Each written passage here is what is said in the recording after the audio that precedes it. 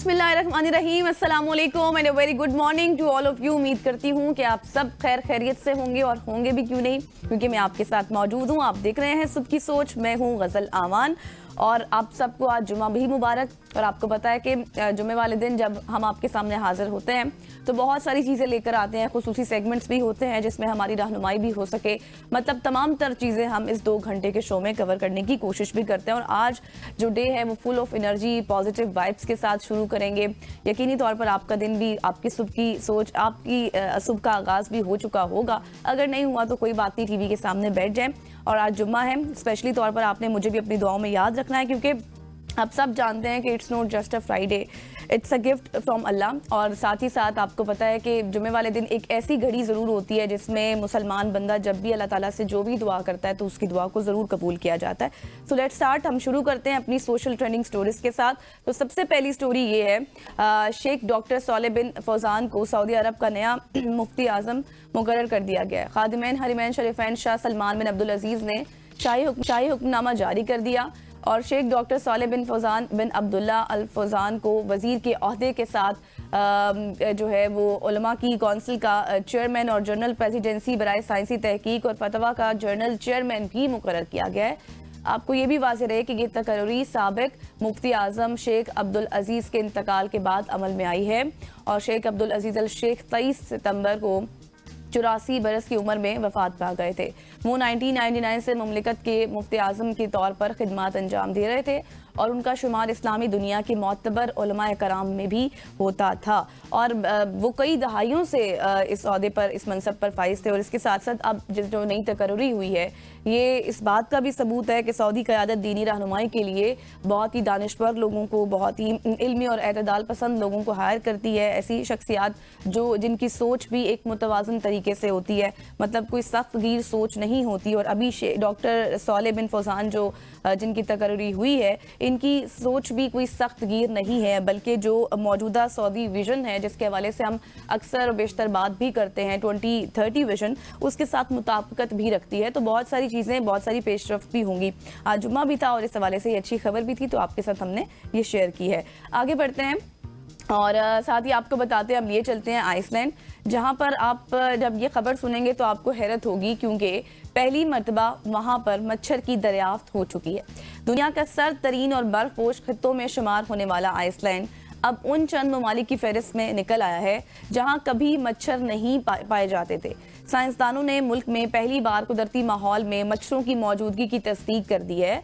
ये मच्छर क्योफेल केजोस के इलाके से दरियाफ्त हुए और माहिरीन के मुताबिक ये मच्छर कोलेस्टाला एनुलाटा नस्ल से ताल्लुक़ रखते हैं और ये यूरोप, शुमाली अफ्रीका और शुमाली साइबेरियन जैसे वसी इलाकों में पाए जाते हैं और सर्द मौसम बर्दाश्त करने की सलाहियत रखते हैं।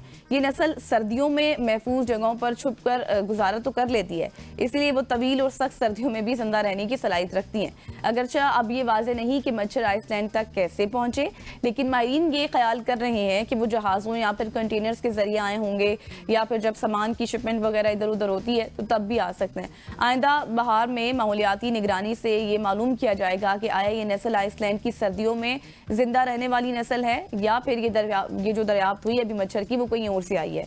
ये दरियाफ्त ऐसे वक्त में हुई है जब मौसमियाती तब्दीली के बायस दुनिया भर में मच्छरों की अफजाइश के इम्कानात भी बढ़े हैं और माहिरीन के मुताबिक दर्जा हरारत में इजाफा, फिर तूफान और फिर सैलाब जैसी सूरत हाल हमने देखी, तो ये भी इस सूरत हाल का बायस बन सकते हैं किसी हद तक। और आपको ये भी याद हो कि रवां साल मई में आइसलैंड में रिकॉर्ड गर्मी भी देखी गई थी, जहां कुछ इलाकों में जो टेम्परेचर था वो मामूल से 18 डिग्री तक गया हुआ था। और साइंसदानों का ये कहना है कि अभी ये कहना भी बहुत काबिल इस वक्त होगा कि मच्छरों की दरियाफ्त बराह रास्त मौसमियाती तब्दीली का नतीजा है या फिर नहीं, क्योंकि अब यहाँ पर मच्छर क्यों नहीं पाए जाते थे। जैसे मैंने स्टोरी के पहले में कहा था कि स्टार्ट में कहा था कि ये सर्द तरीन इलाका है, सर्द तरीन मुल्क है, इसलिए यहाँ पर मच्छरों की अफजाइश उस तरह से नहीं होती है और दर्जा हरारत जिस तरह से मैं बात कर रही थी उसका उतार चढ़ाव भी रहता है। इस वजह से भी मच्छर जो है वहाँ पर उनकी जो उम्र है वो ज़्यादा देर नहीं रह सकते, नहीं पाए जा सकते, इसलिए हमने कभी वहाँ पर मच्छरों के हवाले से बात नहीं सुनी है।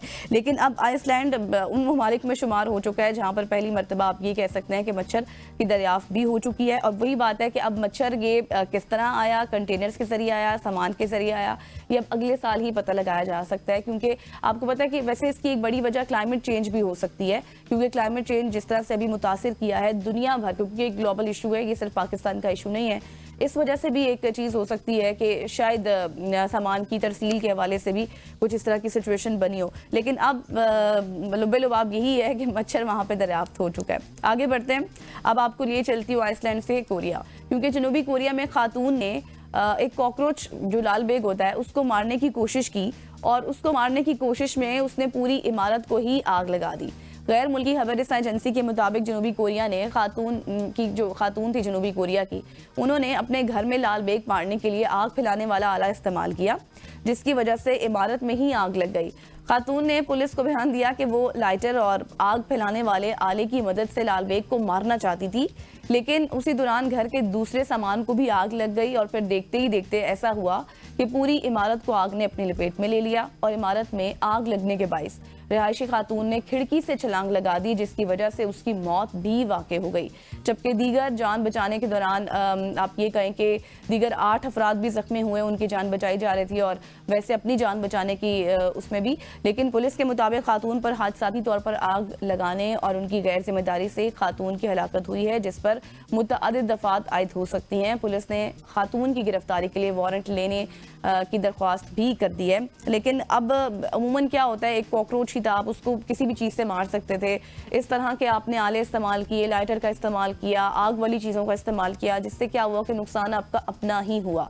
फिर उसके बाद ये भी एक चीज़ देखी गई है कि अक्सर लोग क्या करते हैं कि स्प्रे या फिर जो दवा होती है, जो मारने वाली, ये इंसेक्ट्स को मारने वाली जो चीज़ें होती हैं, जो कोई भी दवाई वगैरह, उसको लगाने के बाद या स्प्रे करने के बाद लोग घरों में आग का भी इस्तेमाल करते हैं। लेकिन मैं आपको बताऊं कि मैंने एक रिसर्च देखी जिसमें ये बाकायदा तौर पर था कि 15 से 20 मिनट का आपने वेट करना है जब भी आप अपने घर में कोई भी स्प्रे करते हैं या फिर कोई भी आप कीड़े मार दवाई का इस्तेमाल करते हैं। उसके बाद 15 से 20 मिनट का आपने वक्फा रखना है, कमरों को आपने हवादार करना है, खिड़कियां दरवाजे आपने खोल देने हैं, और उसके बाद 15 से 20 मिनट के वक्फे के बाद आपने अपने घर में कोई भी आग वगैरह जलानी है, ताकि कोई इस तरह का नुकसान ना हो, क्योंकि ऐसे केमिकल्स उसमें मौजूद होते हैं जो जल्दी से आग को अपनी लपेट में ले लेते हैं। खैर, अफसोसनाक खबर थी, कुछ लोग इसको मजाक के अंदाज में भी ले रहे हैं, लेकिन आप देखें कि उनकी डेथ हो गई है, लोग जख्मी भी हो गए हैं, इमारत को भी आग लग गई है, सिर्फ एक छोटे से लाल बेग को मारने के नतीजे में।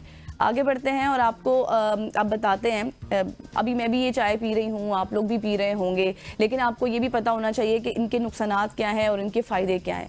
वो काम जिससे आप चाय को सेहत के लिए मुफीद बना सकते हैं। चाय को सेहत के लिए मुफीद तस्वुर तो किया जाता है, मगर ये फ़ायदा सिर्फ उस सूरत में मुमकिन है अगर आप इसे गर्म पीना पसंद करें। बाज़ औक़ात क्या होता है, मेरे अपने घर में मेरी मदर भी ऐसे करती हैं कि चाय को बहुत ज़्यादा ठंडा करके पीती हैं। अक्सर मैं भी उनसे पूछती हूँ कि आप इतनी चाय ठंडी करके क्यों पीती हैं? वो कहती हैं कि नहीं, मुझे शुरू से आदत है। तो कुछ लोगों की आदत भी होती है, और ये एक बात है जो नई तिबी तहकीक में सामने आई है कि ब्रिटिश जर्नल ऑफ मेडिसिन में ये शायद तहकीक में बताया गया कि गर्म चाय या कॉफ़ी को पीने से एंजाइटी में कमी आती है, डिप्रेशन कम होता है आपका, जबकि जज्बात को कंट्रोल करने में भी मदद मिलती है। तहकीक के मुताबिक अज्जा से हटकर उन मशरूबात का दर्जा हरारत भी सेहत पर मुस्बत असरात मुरतब करता है, और इस तहकीक में देखा गया था कि ग़िज़ाओं और मशरूबात का दर्जा हरारत किसी तरह दिमागी और जिस्मानी सेहत पर असरअंदाज होता है। इस मकसद के लिए 400 से ज़ायद बालिग अफराद को तहकीक का हिस्सा बनाया गया, और तहकीक में फिर ये चीज़ सामने आई कि जो अफराद ग़िज़ाओं और मशरूबात जैसे चाय या फिर कॉफ़ी को ठंडी शक्ल में इस्तेमाल करना पसंद करते हैं, उनमें एंजाइटी और बेख्वाबी जैसे मसाइल की शरह ज़्यादा हो जाती है, कम होने के बजाय। इसके मुकाबले में गर्म मशरूबात पीने के आदी अफराद में डिप्रेशन की अलामात, बेख्वाबी और निज़ाम हाजमा, जो आपका इम्यून सिस्टम है, उसके मसाइल कम हो जाते हैं। तो क्या तहकीक से बात सामने आई? बात ये सामने आई कि अगर आपने कुछ भी चाय लेनी है, कॉफ़ी लेनी है या फिर कोई भी ऐसे दीगर मशरूबात का इस्तेमाल करना है, तो उनको आपने ठंडा करके नहीं पीना। इससे आपकी डिप्रेशन, आपकी एंजाइटी, आपके जितने भी फीलिंग्स हैं वो कंट्रोल नहीं होती, बल्कि उससे वो मजीद बढ़ जाती हैं, आपकी सेहत के लिए नुकसानदेह हो सकती है। चाय को पीना है, चाय पीनी है, कॉफ़ी पीनी है, उसका मज़ा आपने गर्म में ही है, आपने गर्म करके ही पीनी है, क्योंकि इसी तरह से अच्छा भी लगता है, और एंजाइटी और डिप्रेशन कम होते हैं तो वो गर्म चाय या कॉफ़ी पीने से ही होते हैं। अच्छा जी, आगे बढ़ते हैं, और ये जो खबर है ये इंटरेस्टिंग भी है और आप इसको अफसोसनाक भी कहेंगे, जो मैं अब आपके साथ शेयर करने वाली हूँ, क्योंकि अक्सर आपको पता है कि जो भी आपके बिलव्ड लोग होते हैं उनका नंबर आप किसी भी नाम से कभी सेव कर लेते हैं, कोई भी प्यार मोहब्बत वाले इमोजीज आप लगा देते हैं, लेकिन फ़ोन में बीवी का नंबर मोटी के नाम से महफूज करना शौहर के गले पड़ गया। तुर्किया के शहर औस के एक अदालत ने एक शहरी को इस जुर्म में अपनी बीवी को ज़र तलाफ़ी अदा करने का हुक्म भी दे दिया, क्योंकि उसने अपने फ़ोन में बीवी का नंबर मोटी औरत के नाम से महफूज किया था। औरत नहीं, मतलब सिर्फ मोटी। और रिपोर्ट्स के मुताबिक अदालती कार्रवाई में ये बात सामने आई कि शोहर ने अपनी बीवी का फ़ोन नंबर अपने मोबाइल में ऐसे नाम से महफूज किया था जो बीवी के लिए तौहीन आमेज समझा गया, और फिर अदालत ने उसको जज्बाती तशद्दुद की शक्ल में देखा, क्योंकि एक आप ये कहें कि अज़दवाजी रिश्ता है, इज्जत व एहतराम का रिश्ता होता है और वो बराबर रवैये पर मबनी होना चाहिए। अदालत की जानिब से जिस तरह से कमेंट्स आए और इस किस्म का नाम रखने का अमल उसके खिलाफ समझा जाता है, और ये फैसला तुर्की में एक कानूनी मिसाल बन चुका है। यानी मुस्तकबिल में ऐसे मामलात में इस फैसले को बुनियाद बनाया जा सकता है, और ये फैसला तुर्की की आला अदालत ने दिया है, जिसने निचली अदालत के फैसले को बरकरार भी रखा है। तो बताने का मकसद ये है कि किसी भी शख्स को नीचा दिखाना या फिर उसकी इज्जत को मजरू करना थोड़ा सा इफेक्ट करता है। हो सकता है कि उनकी वाइफ बहुत सेंसिटिव हो, लेकिन इस चीज़ का ख्याल उनके शोहर को रखना चाहिए था कि अगर वो इतनी सेंसिटिव हैं तो फिर वो उनका नाम मोटी औरत के नाम से सेव ना करते या फिर मोटी के नाम से सेव ना करते, जो उनको बात बहुत ही नागुज़ीर गुजरी और फिर वो अदालत चली गई, और उसके बाद फिर ये बात आपकी घर की बात बाहर तक भी चली गई, पब्लिक हो गई। तो मजाकिया अंदाज में भी इस तरह की चीज़ें वायरल तो हो जाती हैं, सोशल मीडिया पर भी हम देख रहे होते हैं, लेकिन बताने का मकसद आपको ये है कि हर रिश्ते में कुछ लिमिटेशंस ज़रूर होती हैं, कुछ आपकी हुदूद व क़यूद होती हैं जिसके अंदर रहकर ही आपने कोई चीज़ करनी होती है। और सबक ये है कि रिश्तों में इज्जत और हसासियत को आप सबसे पहले मद्देनज़र रखें, क्योंकि इस तरह के वाक़यात फिर आपके साथ भी हो जाएंगे। आगे बढ़ते हैं और आगे बढ़कर आपको एक और हैरान कुन खबर देते हैं जो इंकशाफ हुआ है। फूड डिलीवरी ऐप से लाखों का फ्रॉड, 2 साल तक मुफ्त खाना भी खाया गया है। ये अनोखी सी वारदात है जो कि हुई जापान में। एक 38 साल शख्स को 2 साल तक फूड डिलीवरी ऐप को धोखा देकर मुफ्त खाना हासिल करने के इल्जाम में गिरफ्तार कर लिया गया।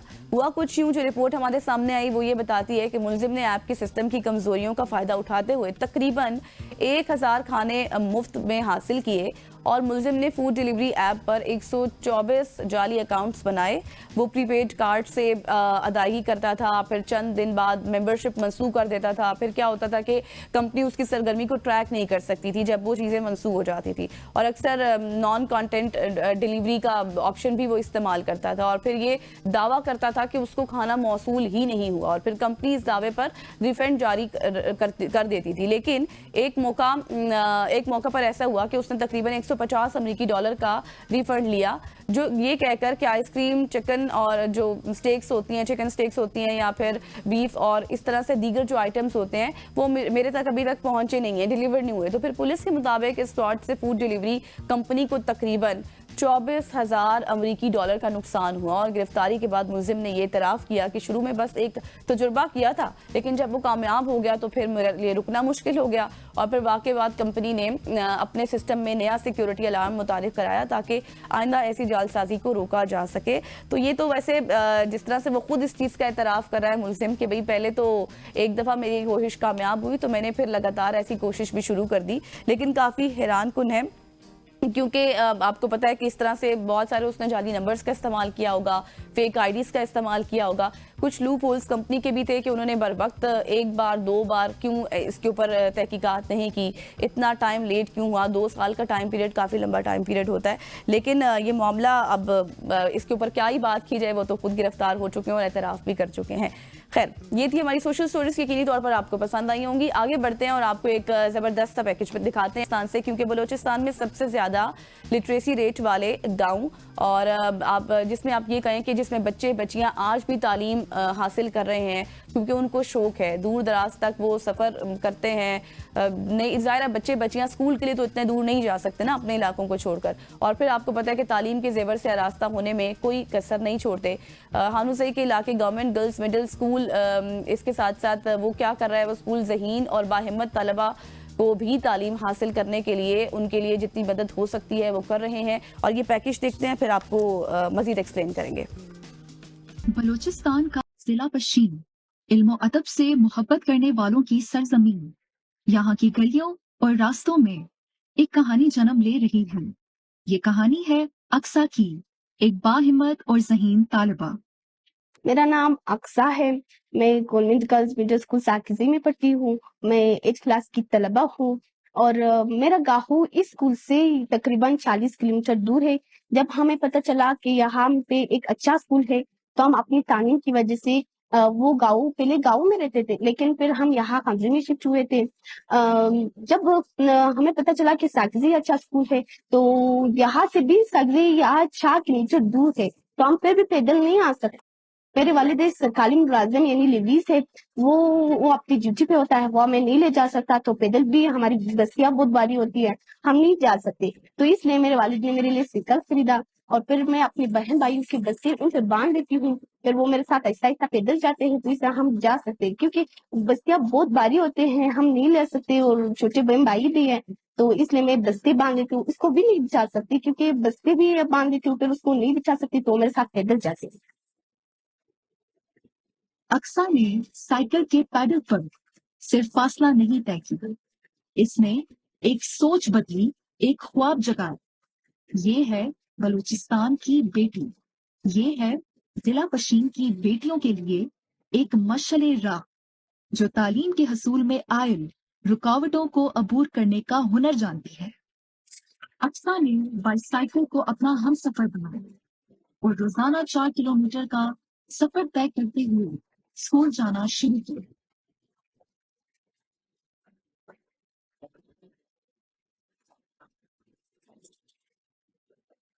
अक्सा एक बाहिम्मत और ज़हीन तालिबा, जिसका ख्वाब था तालीम हासिल करना। ये सिर्फ एक अक्सा की कहानी नहीं, ये पश्चिम की बेटियों का पैगाम है। तालीम हमारा हक है और हम हर रुकावट को अबूर करेंगे। ये खूबसूरत सी रिपोर्ट आपने देखी जिसमें अक्सा की कहानी थी और अक्सा ने ये बात साबित कर ली अपने साइकिल पर सफ़र करके, 4 किलोमीटर दूर सफ़र करके, कि मेहनत हो, लगन हो, उससे आप अपना कोई भी ख्वाब है उसको आप हकीकत में बदल सकते हैं। बलूचिस्तान की जो बहादुर बेटी अक्सा की आपने रिपोर्ट खुसूसी देखी है। यहाँ पर लेंगे एक छोटी सी ब्रेक और ब्रेक के बाद हम वापस आएंगे। स्टे विद अस।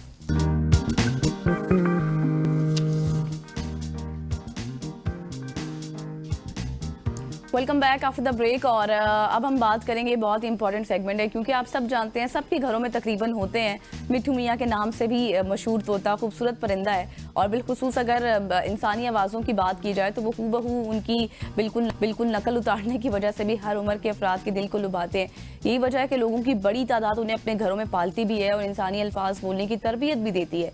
लेकिन अब तोते पालना आसान नहीं होगा क्योंकि हुकूमत ने ऐसा कदगन लगाया है कि अब अगर कोई मीठी बोली वाले इस परिंदे को पालना चाहे तो पहले हुकूमत से लाइसेंस लेना होगा और इस सिलसिले में हुकूमत पंजाब ने अहम कानून मुतारिफ करवा दिया है। बताया यह जा रहा है कि हुकूमत पंजाब के महकमा वाइल्ड लाइफ ने यह फैसला मकामी तोतों की बका, उनकी गैर कानूनी शिकार और उनकी तिजारत रोकने के लिए किया है और तोते पालने के ख्वाहिशमंद अफराद को बाकायदा रजिस्ट्रेशन फीस अदा करना होगी और उसकी खिलाफ वर्जी करने वाले अफराद के खिलाफ कानूनी कार्रवाई भी की जाएगी। तो इसी सूरत हाल पर आज हम बात करेंगे कि ये क्या कानून है, किस तरह का पेनल्टी पड़ सकती है, कितनी फीस होगी, क्या कुछ इसकी सजाएं हैं। इसके लिए हमें इन स्टूडियो ज्वाइन कर चुके हैं डॉक्टर इजाज अहमद साहब। आप इन्वायरमेंटलिस्ट भी हैं, प्रेसिडेंट ऑफ पाकिस्तान वाइल्ड लाइफ फाउंडेशन भी हैं। Thank you so much sir for your time. जी thank you for having me. सही सर, सबसे पहले तो मुझे ये बताएं कि जिस तरह से मैं अब ये लाइसेंस की बात कर रही हूँ, नए कवानीन आ चुके हैं, ये क्यों मैंडेटरी हो गए हैं? क्या कुछ खास वजह या फिर वही वजह जो मैंने जिक्र किया? जी असल में अगर हम देखें तो जो मेरा बचपन था तो सुबह जो है तोतों की आवाज़ें तकरीबन हर तरफ से आती थी। बिल्कुल। जो वाइल्ड जो तोते जो है वो होते थे। वक्त के साथ साथ चूँकि यही जो आपने उसके खासियतें जो बताई कि वो बड़े फ्रेंडली हैं, अडॉप्ट कर जाते हैं, बातें करते हैं, बिल्कुल, तो वो उस हवाले से लोगों को जो है वो शौक होता है, जो शौकीन हजरात हैं कि इसको रखा जाए और उनसे बातें की जाएं। लेकिन जो जाहिर है एक कोई भी स्पीसीज़ है उसका एक इकोलॉजिकल रोल भी होता है। बिल्कुल। तो तोते जो हैं अगर आप उनको इस वक्त पाकिस्तान में बहुत ही जो अलार्मिंग हद तक जो है तोतों की तादाद कम हो गई है। पहले जहाँ पे ये हज़ारों लाखों की तादाद में होते थे, अब जो है वो हज़ारों में सिमट गए, बल्कि उससे भी कम, और वो बहुत ही मखसूस इलाके हैं जहाँ पे ये पाए जाते हैं। अब वो अगर आप उनको ख़त्म करते हैं तो जो इकोलॉजिकल रोल है, जो भी एक उनका सीड डिस्पर्सल के हवाले से है, पेस्ट को कंट्रोल करने के हवाले से है, और चीज़ें भी हैं, तो वो रोल जो है वो आहिस्ता आहिस्ता फिर वो मिनिमाइज जो है वो हो रहा है। तो उसको सामने रखते हुए काफ़ी अरसे से जो एनवायरमेंटलिस्ट हैं, जो कंजर्वेशनिस्ट हैं, उनकी ये ख्वाहिश थी कि ये जो है इसको किसी तरीके से कंट्रोल किया जाए, ख़त्म नहीं किया जाए, इसको कंट्रोल हो कंट्रोल जाए। किया जाए, ताकि अब कोई बाद में जो है हम बाहर से ये ऐसे हो चुका है। बहावलपुर में एक जानवर जो है ब्लैक बक के नाम से बिल्कुल वो एग्जैक्टली पाया जाता था, तो वो उसको हमने इतना मार मार के ख़त्म कर दिया कि वो जो है तकरीबन वाइल्ड में वो ख़त्म हो गया। कुछ पेयर्स जो हैं अमेरिकन को गिफ्ट किए थे, जो कि उन्होंने तकरीबन हर साल टेक्सास में 10,000 से ज़्यादा शिकार होते हैं कानूनी तौर पर। अब फिर वहाँ से वापस मंगवाने पड़े हमें कि हम यहाँ पे अपना स्टॉक तो ख़त्म कर चुके हैं, आप हमें जो है वो करें। तो इसी तरह ये ना हो कि हमारे पास जो है वो इसको जो है अगर हम इतना ख़त्म कर देते हैं तो कल को हमें फिर बाहर से या कहीं इधर उधर से वो लेने पड़े। तो इसलिए ये मैं तो ये समझता हूँ ये एक बहुत अच्छा कदम है। ठीक है, तकलीफ है, लेकिन उसका तरीकाकार उन्होंने वज़ा किया है। उसमें अभी ये कर रहे हैं कि जो पंजाब गवर्नमेंट ने उन्होंने कहा है कि जी हम पहले तो आप उसको डिक्लेयर करें, ठीक है, कि जी हमारे पास एक तोता है मौजूद, वो फिर आपके आके वो वेरीफाई करेंगे कि हाँ जी ये तोता है और इसको जो है ना वो ये सही तरीके से रखा हुआ है। इसकी ट्रेड पे बैन किया है, अच्छा। जो कि पहले भी था। और आपको शायद ये सुन के हैरानगी होगी कि ये इसकी जो कीमत है एक पेयर की वो हज़ारों में नहीं है, वो लाखों में है। हाँ जी, कोई 1-1.5 लाख। तो सर मुझे ये बताएं कि अब ये जो लाइसेंसिंग सिस्टम स्टार्ट कर दिया है गवर्नमेंट ने, तो फिर ये किस तरह लोगों पर अप्लाई होगा, मतलब क्या इसका प्रोसेस होगा, क्या जितने भी डोमेस्टिक बर्ड कीपर हैं ये रूल उन पर भी लागू है? जी, हर एक पे लागू है, क्योंकि असल में तो जो ट्रेड है ना, जो इलीगल जो ट्रेड है उसको जो है वो पहले मिनिमाइज करना है, उसके बाद उसको रोकना है। तो जब ये रुक, और फिर ये इनको उन्होंने जो ये किया, इस्लामाबाद वाइल्ड लाइफ जो डिपार्टमेंट है उनसे मेरी बात हुई, तो उन्होंने बताया कि जी हम रिंग जो है ना इनके पाँव पे एक रिंग डाल देंगे निशानी के लिए कि ये जो है ये हमने वेरीफाई कर लिया है, ये पेट है और ये जो है ना इसकी कोई इलीगल ट्रेड में ये जो है वो इन्वॉल्व नहीं है। और जो लोग अभी रख रहे हैं अपने पास तोते, तो उनके लिए फिर क्या सजा होगी? नहीं, उनके लिए ये है कि अभी तो ये कर रहे हैं कि पहले सबसे पहले डिक्लेयर कर रहे हैं वो। अच्छा। अगर वो डिक्लेयर कर देते हैं तो वो ठीक है। उसकी फीस मेरे ख्याल में 1000 रुपया साल की है फीस, ठीक है। और जुर्माने का भी जो है वो मेरे ख्याल में अभी मुझे इस वक्त एग्जैक्टली याद नहीं, लेकिन शायद 50,000 रुपया अगर आप वो जो है ना करें, कुछ इस तरह है। लेकिन ये है कि जो उन्होंने ये कहा है कि आप पहले डिक्लेयर करें, हम उसको वेरीफाई करेंगे, उसके रिंग वगैरह लगा लेंगे, और उसके बाद जो है मतलब इलीगल ट्रेड को बना किया है। बेसिकली जो लुब्बे लुबाब है वो यही है कि इलीगल ट्रेड नहीं, उनकी प्रोटेक्शन के लिए किया प्रोटेक्शन के। अच्छा, जब ट्रेड ज्यादा होगी तो फिर जाहिर है लोग बाहर से भी पकड़ेंगे, बिल्कुल, जो वाइल्ड है वो भी पकड़ेंगे। तो वो जो वाइल्ड को उसको रोकने के लिए, उसको डिस्करेज करने के लिए ये जो है वो कानून बनाया है। तो जब ये उसके बाद फिर ये है एक जो उनका जो 4 फेजेस हैं, जिसमें जो मैंने बताया डिक्लेरेशन है, वेरिफिकेशन है, बैन है, ट्रेड पे बैन है, और उसके बाद फिर ये है कि स्टेरलाइज जो है वो करेंगे वो वाले बर्ड्स जो कि कैप्टिव हैं। अच्छा। ताकि वो जो है ना वो उसकी ट्रेड में इन्वॉल्व ना हो। ट्रेड के लिए उन्होंने ये किया है कि जो एक तो कैप्टिव घर पे जो लोग शौकीन हैं वो रखते हैं ना, दूसरा है कमर्शियल भी जो है वो लोग वो करते हैं। एक अगर ब्रीडर है उसका ब्रीडिंग फार्म वो बनाना चाहता है तो वो बना सकता है, और वो उसके लिए उन्होंने 3 मरले से लेकर 1 कनाल तक का जो है वो फीस मुकर्रर की हुई है। अच्छा। फिर एक और है कैटेगरी 1 कनाल से ज़्यादा की, ठीक है, तो उसकी भी वो प्रोविज़न मौजूद है। उसकी फ़ीस है, जो एक प्रोसेस है वो जो है उसको, तो आई थिंक ये एक ज़्यादा बेहतर तरीका है कि एक कंट्रोल भी होगा, और उसके साथ साथ आप जो है गैर कानूनी काम भी नहीं कर रहे। जो भी ब्रीडर हैं जो ब्रीड करना चाहते हैं वो करें, लेकिन ये है कि कानूनी तरीके से उसको। लेकिन सर इस कानून के बाद भी हम देख रहे हैं कि बहुत सारे लोग अभी इस चीज को सही से नहीं समझ रहे, या फिर अगर उनसे बात की जाए तो वो कहते हैं छोड़ो यार क्या जरूरत है, हमने तो कब से रखा हुआ है। तो इस हवाले से कोई अवेयरनेस या फिर वर्कशॉप्स भी हो रही हैं? वो अभी तो अल्टीमेटली यही ये प्लान का हिस्सा है कि लोगों को ज़्यादा से ज़्यादा बताया जाए। जो जितने ब्रीडर्स हैं ना उनको तो सबको पता है ठीक है कि वो जो है, क्योंकि उनके बिजनेस के साथ मुंसलिक है ये काम। एग्जैक्टली। अब ये जो अगर ब्रीडिंग की फैसिलिटी भी वो ऐसी हैं जो कि अच्छी हैं, और उनके लिए जो भी बर्ड्स हैं, जानवरों की भी हैं, शेर जैसे है हमारे यहाँ, मतलब पंजाब में इस वक्त जो काउंट हुआ है वो 580 से ज़्यादा शेर जो हैं लोगों ने अपने घरों पे रखे हुए हैं। अब ये भी एक बहुत बड़ा रिस्क है कि अगर एक शेर बाहर निकल जाता है और खुदा न खासा किसी के ऊपर अटैक करता है, जैसे कि इंसिडेंट्स हुए हैं पिछले चंद अरसे में, तो वो कंट्रोल को आई थिंक इंश्योर करने के लिए बड़ा ज़रूरी है कि उसको किया जाए। और आप अपना बिजनेस अगर करना चाहते हैं वो करें, लेकिन एक हद तक। तो जहाँ तक अवेयरनेस और उसके हवाले से है, ये अभी वक्त के साथ वक्त के साथ साथ लोगों में जाहिर है कि इसकी आगाही बढ़ेगी। तो मेरा ख्याल है अगले 2-4 साल के अंदर अंदर जो है वो अभी जो ब्रीडर्स हैं उनको तो पता है। ठीक है, सही हो गया। Thank you so much doctor Ijaz Ahmad साहब हमारे साथ मौजूद थे। और जो इस वक्त जिस कानून की मैं बात करी थी उसका बेसिकली सिर्फ मकसद यही है कि जो बर्ड्स हैं उनके प्रोटेक्शन हो, उनकी ट्रैफिकिंग को रोका जाए, और जो इलीगल आप देखने होती है उस हवाले से सिर्फ और सिर्फ ये रोकथाम के लिए बनाए गए हैं। यहाँ पर लेंगे एक शॉर्ट सी ब्रेक, और यकीनी तौर पर इस सेगमेंट में बहुत कुछ था जो आपको समझ आया होगा और क्लियर भी हो चुका होगा। इन फ्यूचर बहुत सी चीज़ें टाइमलाइन में है, जाकर शायद ये ऑनलाइन सिस्टम भी लाइसेंस का लागू हो जाए, फिर उसके जरिए वो भी आसानी हो जाएगी। शॉर्ट सी ब्रेक लेंगे, वापस आएंगे, स्टे विद अस।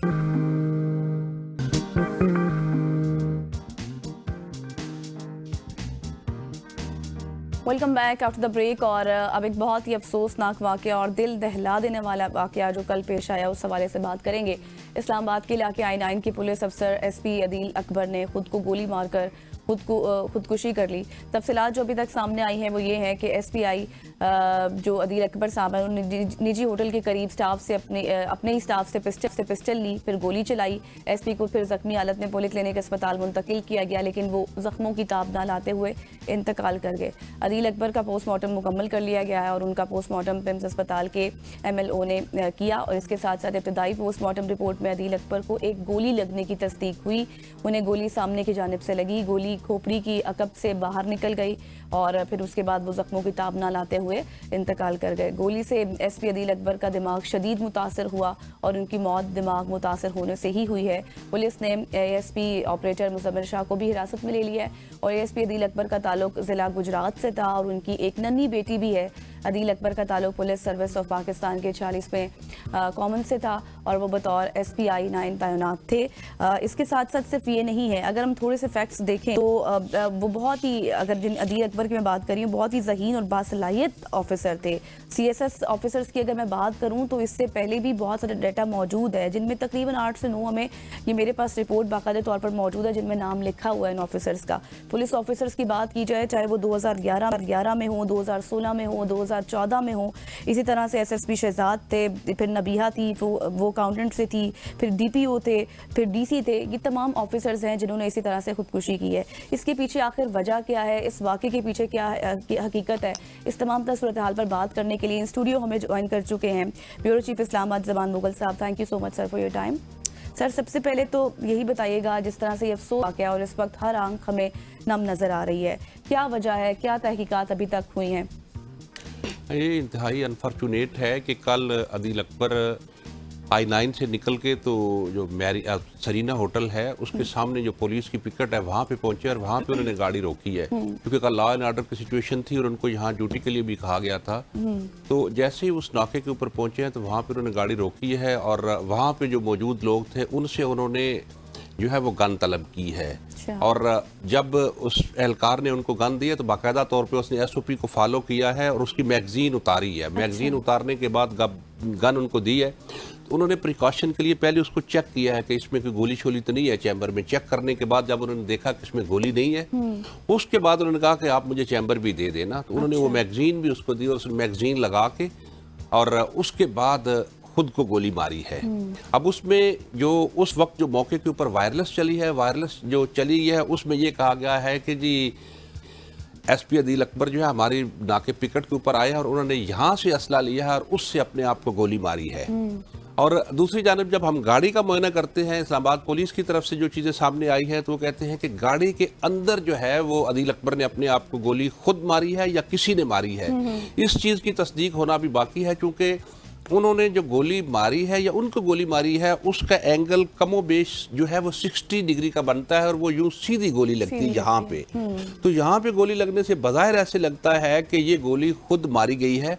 और 60 डिग्री के एंगल से अगर गोली लगती है तो वो चूंकि फ्रंट से और कोई ऐसी गोली ना तो गाड़ी की स्क्रीन को लगी है और ना कोई ऐसा मामला हुआ है, तो ये लग रहा है कि उन्होंने गैर इरादी तौर पर मारी है या इरादतन मारी है, लेकिन गोली उनको लगी है। और अगर हम देखते हैं कि ये जो वाकयात हुए इनके पीछे क्या है, तो जो अदील अकबर है उनको डेंगू हुआ था और उन्होंने 4 दिन पहले छुट्टी भी अप्लाई की थी। अच्छा। लेकिन इस्लामाबाद पुलिस की जो जहाँ की सिचुएशन होती है, अक्सर बेशतर लॉ एंड ऑर्डर चल रहा होता है और उनको छुट्टी नहीं मिल सकी थी और वो इस वजह से भी दिल बर्दाश्ता थे कि चूंकि डॉक्टरों ने उन्हें कहा था कि आप जो है वो हॉस्पिटल एडमिट हो जाएं। और 4 दिन से जो है वो पिम जा रहे थे, वहाँ पे एक जो साइकेट्रिस्ट है उससे वो मिल रहे थे और उस डॉक्टर के बकौल जो है वो कहते हैं कि जब हम उनकी क्लासिंग कर रहे थे, काउंसलिंग कर रहे थे, तो उसमें ये चीज़ें सामने आ रही थी कि वो कह रहे थे कि मुझे 4-5 दिन से ऐसे ख्यालात आते हैं कि कहीं मैं खुदकशी ना कर लूं। अच्छा। तो ये सिचुएशन जो है वो डॉक्टर्स के मुताबिक है कि वो 4 दिन से यहाँ पे आ रहे थे। और वैसे भी अगर हम इस्लामाबाद की पोजीशन को देखते हैं तो इस्लामाबाद में आए रोज धरने होते हैं और इस्लामाबाद पुलिस की जो फोर्स है उसकी ड्यूटियां लगी रहती हैं। हर मौके पे हम देखते हैं कि छुट्टियां उनकी कैंसिल कर दी जाती है। तो यही सिनेरियो उनके साथ भी बना है कि मुसलसल ड्यूटियां करके इंसान एक उकताहट का शिकार भी हो जाता है। और उस वक्त ऐन मौके के ऊपर ये भी एक इत्तला सामने आ रही है कि उनको कोई टेलीफोन कॉल आई थी और वो टेलीफोन कॉल शायद वो उनकी फैमिली की थी या कहीं और से थी। उस टेलीफोन कॉल में उनसे के साथ किसने क्या बात की है, तो एक वजह वो भी हो सकती है। लेकिन ये जैसे जैसे तहकीकात का दायरा आगे बढ़ेगा तो ये पता चलेगा कि वो टेलीफोन कॉल किसकी थी, किस नोयत की थी, या वो रूटीन की कॉल थी। इससे पहले वो डिसाइड कर चुके थे कि मैंने क्या करना है। और इस हवाले से इस्लामाबाद पुलिस ने फौरी तौर पर इनिशिएटिव लिया और 3 DIGs पर मुश्तमिल एक जो है वो तहकीकाती कमेटी भी बना दी है, तो उसकी वजूहात को जानेंगे। अब जब वो कमेटी को अपनी फाइंडिंग देगी तो तब सूरत हाल सामने आएगी कि अदील अकबर साहब को ये गोली कैसे लगी है या इसके पीछे क्या महरकात थे। तो हम अदील अकबर के बारे में अगर मैं आपको बताऊं तो अदील अकबर इंतहाई प्रोफेशनल आदमी थे और बड़े हम्बल और कूल माइंडेड थे। NDU से उन्होंने बाकायदा तौर पे जो है MPhil किया था और 46 कॉमन में थे और अपने बैच के वो टॉपर थे।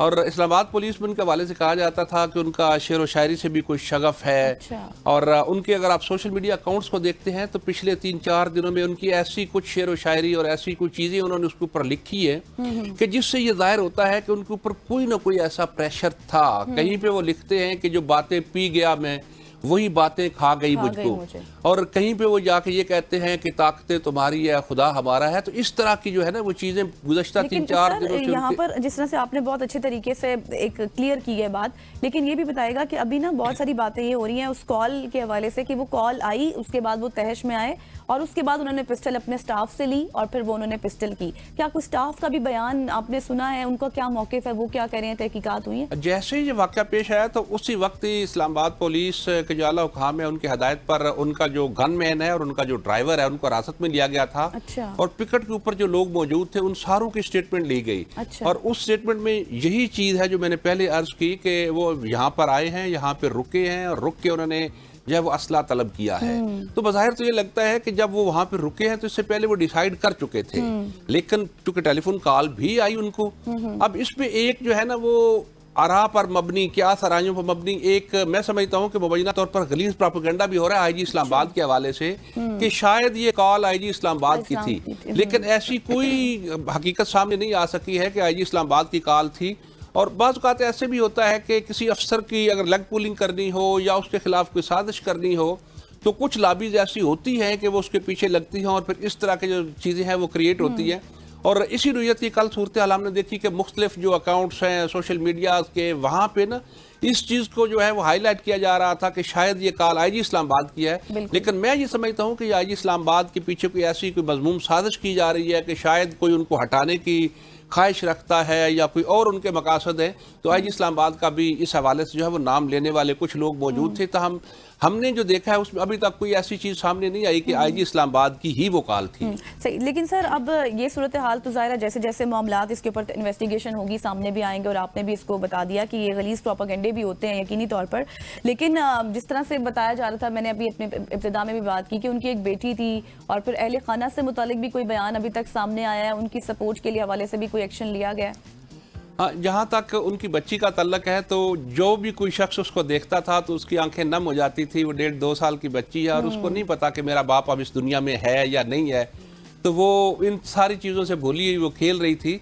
लेकिन आईजी इस्लामाबाद और जो दीगर पुलिस ऑफिशल्स हैं, वजीर ममलिकत बराए दाखिला तलाल चौधरी भी वहाँ पे गए थे, तो उनकी फैमिली के लिए तो उसी वक्त ही उन्होंने अपना जो पैकेज है उसको अरेंज कर लिया था और डिज़ाइन भी कर लिया है।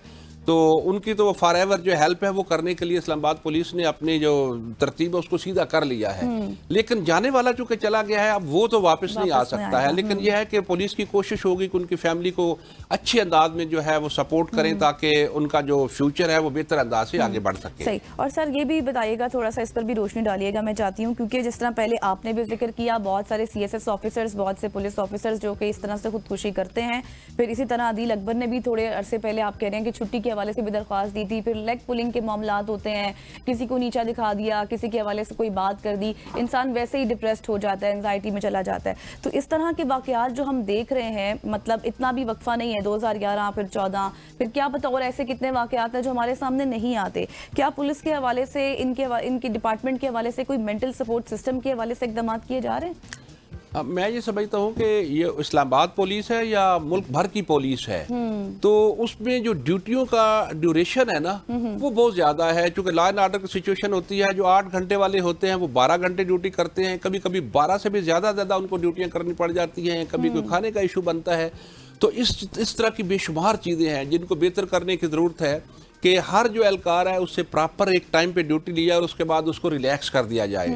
और इस चीज़ का वाकई जो आपने निशानदेही की है, ये बड़ी अच्छी आपने निशानदेही की है कि इस चीज़ का फुकदान है कि जो ऑफिसर्स हैं या जवान हैं उनके मेंटल सपोर्ट के लिए प्रॉपर जो है इकदाम होने चाहिए। और अभी इस्लामाबाद पुलिस का चूंकि एक अपना जो है वो पुलिस लाइन हेडक्वार्टर के पास एक बहुत बड़ा अस्पताल बन रहा है, ठीक है। तो मैं ये सजेस्ट करूंगा आला हुकाम को कि उस अस्पताल के अंदर बाकायदा एक ये शोबा भी होना चाहिए ताकि जो जवान हैं या अफसर हैं उनके मेंटल सपोर्ट के लिए बाकायदा तौर पर वहाँ पे स्टाफ हो, डॉक्टर्स हों, ताकि उनको ये चीज़ें जो है वो पिम्स या दीगर अस्पतालों में जाके जो है वो इलाज ना करवाना पड़े, बल्कि वहीं पे वो इलाज करवाएं ताकि उनको बर वक्त ये सहूलियात मुयस्सर आ सके। बिल्कुल, thank you so much Zaman Mughal साहब।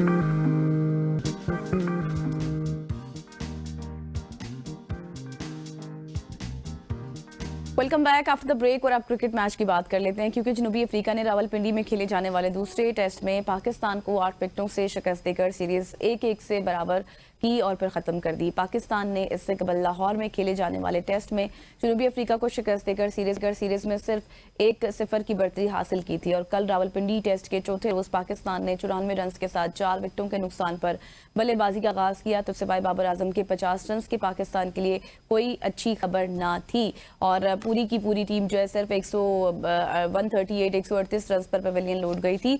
तो जी इसी सारी सूरत हाल पर बात करेंगे कि क्या कुछ लूप होल्स हैं हमारी टीम में, क्या कुछ बेहतरियां करने की जरूरत है। आमिर नजीर साहब हमारे साथ मौजूद हैं, former test cricketer. Thank you so much sir for your time. सबसे पहले तो ये बताएं कि एक बार फिर पाकिस्तानी टीम की बैटिंग लाइन जमी बोस हो गई। हमने देखा सिर्फ 44 रन पर 6 विकेटें जिस तरह से गिरी और जो कुछ हुआ हम सब देख रहे थे, कैसे देखते हैं आप? देखिए जी, पहले तो अस्सलाम वालेकुम। ये मसला कोई भी नहीं है, मसला प्लेयरों के अंदर है। और आपको पता है कि ऐसी बैटिंग ट्रैक हो और स्पिन ट्रैक हो, उसके ऊपर आपको खेलना तो आना चाहिए, एक्सक्यूज तो नहीं है। इज अ प्रोफेशनल क्रिकेटर, ये पहला मैच तो नहीं खेले। हर एक का देखे, किसी ने 50 मैच खेले, किसी ने 40 खेले, किसी ने 25 खेले। तो ये बातें होती हैं, ये नीचे लेवल की बात होती है कि जी ये पिच ऐसी थी, वो ऐसा था। पिच में कोई ऐसी बात नहीं थी। देखें, आपने जो आके जुबैर के आने से ये तो एक चीज हासिल हुई ना कि हमने विनिंग ट्रैक पे आने की कोशिश की। हमने टेस्ट इंग्लैंड से हारा, फिर हमने इंग्लैंड को पिच बनाई स्पिन, तो हमने मैच जीता। फिर हमने वेस्ट इंडीज को किया, हमने एक्सपेरिमेंट तो किया, मगर कामयाब। मगर आज देखें कज़ाफ़ी स्टेडियम में जब मैच जीत जाते हैं, ठीक है, तो आपका मोराल हाई होना चाहिए। नो डाउट WTC की फाइनलिस्ट है साउथ अफ्रीका, उन्होंने परफॉर्म किया हुआ है, उन्होंने विनिंग किया हुआ है, मगर उसको पहला मैच खराब था। ये बहुत बड़ी अचीवमेंट थी। मगर पिंडी में जब आते हैं तो हमारे टोटली बैटिंग क्लैप्स है। मैं कहता हूँ ये एक्सक्यूज नहीं होना चाहिए, इनसे पूछना चाहिए भाईजान क्या वजह है, आपको क्या चीज नहीं हम दे पा रहे, क्या हम आपको खाना कम दे रहे हैं, क्या आपको हम किसी चीज से हम पीछे रख रहे हैं, पैसा हर चीज दे रहे हैं। तो मगर ये देखें हम डिमांड क्या करते हैं, आप ये देख लें ये 1-2 साल से है कि हमारा मिडिल ऑर्डर जो है वो बिल्कुल क्लैप्स कर रहा है, ऊपर ऊपर करता है तो ठीक है, नहीं है नीचे बिल्कुल आके हम ना तितर बितर की तरह ऐसे फैलते हैं, 17 पे 5, 80 पे 8 आउट, 134 पे सारी टीम आउट। ये इस तरह की जो बड़ी टीमें होती है इस तरह नहीं गिरती। बहरहाल ऑल क्रेडिट गोज टू लेकिन सर मुझे इसके साथ ये भी बताएं कि पाकिस्तानी बल्लेबाज जो है वो अच्छी पोजीशन से मैच गवा देते हैं, हमने देखा ये बार बार इस तरह की कोलैप्स होती है, इसके पीछे क्या वजह आपको नजर आती है? टेल एंडर से अब जिस तरह से हमने रन्स करवाए, फिर सीरीज में 93 रन्स पर 22 विकेटों का गिरना, ये बार बार क्यों हो रहा है? इसके पीछे क्या आपको लगता है कि किस तरह से बेहतरी होगी? अब मैं पहली बात की वही मेरा जवाब है, कैसे हल किया जाए? डोमेस्टिक चल रहा है, कायदर ट्रॉफी चल रही है। अब आप देखें रिजवान को पहले टेस्ट मैच में पहले उसने ब्रेक लिया जी मैं कायदर ट्रॉफी खेलना चाहता हूँ, वो चला गया, उसने वहां पे 135 किया, कुछ बाबर आजम था, हुसैन तलत था और बच्चे थे, वो जाकर डोमेस्टिक खेले। मैं टू बी ऑनेस्ट आपको सच्ची बात बताऊं, हमें बड़े फैसले करने चाहिए, आपको सबको डोमेस्टिक में भेजना चाहिए। कॉन्ट्रैक्ट साइन किया है तो आप देखें यार फेलियर, हम डिमांड क्या कर रहे हैं रन बनाने की, क्या वजह है? अगर वो देखें दोनों टेस्ट मैच में एक बंदा बाहर से आके अवे कंट्री में आके वो 100 का ज्यादा, उसका नाम है जोरजी। मसला ये है कि आप ये फिर वही बात आ जाती है किसका कसूर है, ये वो है। आप डोमेस्टिक में जाए भाई, आप इनको कह जाए भाई आपके 6 मैचेस बाकी हैं, आप जैसे जाए 6 मैचेस खेलें। ये बहुत अच्छा आसान तरीका है भाईजान, डोमेस्टिक में जाके आप रन्स बनाएंगे, आपकी बॉडी काम करेगी, आपके मसल डेवलप होंगे, आप लंबी बारी ले सकेंगे। आप देखें ना हमें 15 में सारे आउट हो जाते हैं तो आपकी बॉडी क्या काम करेगी? कुछ भी नहीं, ना आपके रिफ्लेक्स, ना आपकी आई, ना आपका मसल कोई ऐसा काम ही नहीं करेगा। तो इसका मतलब अच्छा सर, आप जो हमारे से बात करें, कल नसीम राजपूत साहब भी हमारे साथ मौजूद थे, हम इसी रिलेटेड बात कर रहे थे, लेकिन अजहर महमूद ने पाकिस्तानी बल्लेबाजों को बाकायदगी से डोमेस्टिक क्रिकेट खेलने का मशवरा दिया है। आपको लगता है कि जो अब्दुल्ला शफीक हैं या फिर बाबर आजम हैं, इन जैसे खिलाड़ियों को भी मजीद डोमेस्टिक क्रिकेट खेलने की अब जरूरत है ताकि वो एटलीस्ट अपनी कमजोरियों पर काबू पा सकें? देखिए तो आप कह रहे हैं ना हमने ये डाउन द अर्थ हमने सारी क्रिकेट खेली है। देखिए जब हम जी में 6 से 8 टेस्ट क्रिकेट होते थे, वो जैसे परफॉर्म नहीं करते थे वो जनाब सीधा जो है ना वो इधर आ जाते थे, डोमेस्टिक में आते थे, वहां परफॉर्म करते थे, यहाँ आकर रन बनाते थे, फिर बाकी टीम में चले जाते थे। इसको आज नहीं समझ, जो देखे जो बंदा क्रिकेट से अपने को बड़ा समझेगा ना हमेशा उसका फेलियर हो। मैं कहता हूं बाबर आजम को, अब्दुल्ला शफीक को, शान मसूद को, सबको यकीन माने डोमेस्टिक में जाना चाहिए और कानून बना देना चाहिए। यार जब आप कॉन्ट्रैक्ट साइन करते हैं उसमें मेरे ख्याल से लिखा भी होगा, मुझे इतना आइडिया नहीं है, लिखा जरूर होगा कि आपने डोमेस्टिक में जाना है, तो मेरे ख्याल से डोमेस्टिक में जाना चाहिए, फिर जाके यह काम होगा। अदरवाइज ये देखे ना आप आके कह रहे जी वही बात है, ये एक्सक्यूज है जी डोमेस्टिक में जाए, वो तो भाई डोमेस्टिक में जाने से पहले तुमने उनको भेजा क्यों नहीं, तुमने उनको खिलाया क्यों नहीं? तो ये चीजें अब हार गए तो हार गए, जीत गए तो बिल्कुल आप सही कह रहे हैं, हार गए जीत गए ये तो लगी रहती हैं चीजें, लेकिन जब इंसान हारता है या उससे पहले जो लूप होल्स होते हैं उन पर तवज्जो नहीं दी जाती। अच्छा मुझे ये बताइएगा, पिच के हवाले से भी काफी सवालात उठ रहे हैं, अगर पाकिस्तानी बल्लेबाज खुद स्पिनर्स के खिलाफ अच्छा नहीं खेल पा रहे तो ऐसी फिर स्पिन फ्रेंडली पिचेस बनाना खुद अपने लिए जाल बचाने के मुताबिक नहीं लगता आपको? देखिए मैं माजरत के साथ मैंने क्रिकेट खेली है, इन्हीं मैदानों में खेली है, ये रंग काला मैंने बाल मेरे सफेद हो गए उम्र से पहले। अच्छा। ये वही बात है पिच, यार पिच में क्या था मुझे आप बताएं। आप लाहौर का मैच ले लें, लाहौर के मैच में 93 हुआ पाकिस्तान की तरफ से, रिजवान ने रन किए, सलमान अली आगा ने किए, ठीक है, उधर से जोरजी ने किए, रकिल्टन ने किए, स्टब ने किए, सब ने किए, रबाडा ने आउट किए, शहनशाह अफरीदी ने आउट किए, जनाब नुमान ने 10 आउट किए और वो जो है उनका मिटो स्वामी ने 11 आउट किए। अब मुझे बताइए इसमें पिच का क्या कसूर है, मुझे बताएं। तमाम फ्लेवर तो आपके उस पिच में आ गए, पिच वो खराब होती है जो अनइवन हो, जहां पे बॉल पंजाबी में कहता है कीसा हो गया, वो कीसा नहीं हुआ, कोई होता ना यहां से ऊपर से चले जाए, वो कहती है पिच खराब। ये पिचें खराब नहीं थी, आपके अंदर क्वालिटी नहीं है बारी लेने की, आप भूल चुके हैं।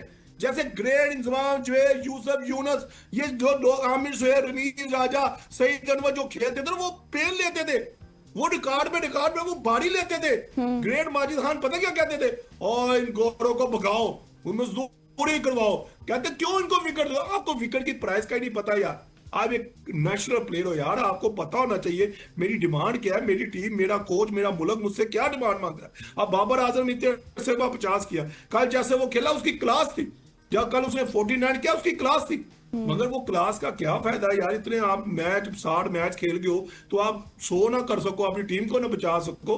ये चीजें हैं, ये हमारे प्लेयरों को बहुत पिचेस का, इसमें मैं कहता हूं, मैं अपने तजर्बे से बात कर रहा हूं, पिंडी के बीच लाहौर के बीच वंडरफुल ट्रैक था, हम खेलने नहीं, हम अगर 15 के ऊपर 5 आउट हो जाएंगे तो कसूर किसका? हमारे बैटर का है, उनको खेलना नहीं आ रहा, उनको पिच अवेयरनेस का नहीं पता, उनको आगे आना नहीं आ नहीं रहे। देखिए पता है, जहां स्पिन होता है ना, वहां पे आपको माइंड चलाना पड़ता है, थोड़ा फुटवर्क यूज करना पड़ता है, पांव हिलाने पड़ते हैं, आगे पीछे होना पड़ता है, थोड़ा बॉलर को डिस्टर्ब करना पड़ता है। मगर आप वो चीजें हमने बिल्कुल सर, जिस तरह से बड़े नाम गिनवाए, यकीनी तौर पर उन्होंने पेन ली और उसके बाद ही गेन किया, तो फिर वही बात है, नो पेन नो गेन। अब तो अच्छा सर, व्हाइट बॉल की सीरीज है जहां बाबर आजम हो गया, नसीम शाह की वापसी हुई है, तो आपके ख्याल में क्या आपको लगता है इन दोनों की वापसी का जायज फैसला है, या कुछ और भी खिलाड़ी हैं ऐसे जिनको मौका देना चाहिए था आपके मुताबिक? देखिए जी, मैं तो नजायज नहीं कह सकता, आप कह सकते हैं। बात यह है कि आपको बहुत बड़ा चांस था कि आप WTC के फाइनल में जाने की अच्छी रेस में आ जाते अगर आप ये पिंडी का टेस्ट मैच जीत जाते। ये सबसे बड़ा चांस था, टेस्ट में आपने साउथ अफ्रीका को पहला मैच हराया हुआ था और दूसरा भी आप जीता हुआ आपने हारा है, तो ये बहुत अच्छा मौका। देखिए T20 में उनकी बेस्ट साइड आ रही है, मिलर आ रहा है, वो उनका वो बड़ी अच्छी सॉलिड साइड है उनकी, मार्करम है, रॉनसन है, ठीक है, और ये बहुत तगड़े हैं। मेरे ख्याल से हमें अब व्हाइट बॉल पे जो हमारा ट्रैक रिकॉर्ड बच्चा कम है, आप देख लें हमने कैसी क्रिकेट खेली है, मिडिल ऑर्डर माने चला, बॉलिंग ही हमारी काम कर रही थी। भला ये है कि बहुत मुश्किल सीरीज होगी दोनों, वनडे और T20। Babar Azam no doubt उसको आपने, अब वही बात आती क्यों बाहर निकाला, अगर आपने डाला तो फिर आप पहले डाल देते, इतने नुकसान के बाद अगर वापस ले रहे, क्लास है, हर चीज है, मगर वापस आया, इज ए गुड प्लेयर। मैं ये नहीं कहता बाबर आजम को क्यों नहीं डाला, क्योंकि आपने एशिया कप में हमें परफॉर्म नहीं किया, आपका मिड ऑर्डर ने बैट 20 ओवर नहीं हमसे खेले जा रहे थे। आप देखो हमारे 5-6 आउट होते नीचे टेल एंडर को तो गिनो ही मत ना यार, टेल एंडर में जब बारी आ जाती है, इसका मतलब जो टॉप 5 प्लेयर हैं वो काम नहीं कर पा रहे। बड़ा शेरशाह अफरीदी वेरी गुड, उसने जो लय में आया हुआ है, उसका जो बॉल गिर रहा है, जो उसको एक फाइटर है और अच्छी लय में है, अच्छी बॉलिंग कर रहा है, good sign for Pakistan cricket के लिए वो है। मगर दुआ ये करनी चाहिए कि अब हमारे प्लेयरों को थोड़ा सा ना जिम्मेदारी लेंगे, कब लेंगे ये क्वेश्चन मांग लेगा। एग्जैक्टली, बड़ा सवाल है कब होगा। Thank you so much Aamir साहब आपके वक्त के लिए, आपने टाइम दिया और तमाम तर सूरत हाल जो इस वक्त हो रही है, किन लोगों को डोमेस्टिक खेलना चाहिए, किन को नहीं खेलना चाहिए, बल्कि आमिर साहब ने यही कहा कि सबको इस वक्त डोमेस्टिक में डाला जाए ताकि उनकी परफॉर्मेंस बेहतर हो सके। यहाँ पर लेंगे एक शॉर्ट सी ब्रेक, वापस आएंगे, stay with us.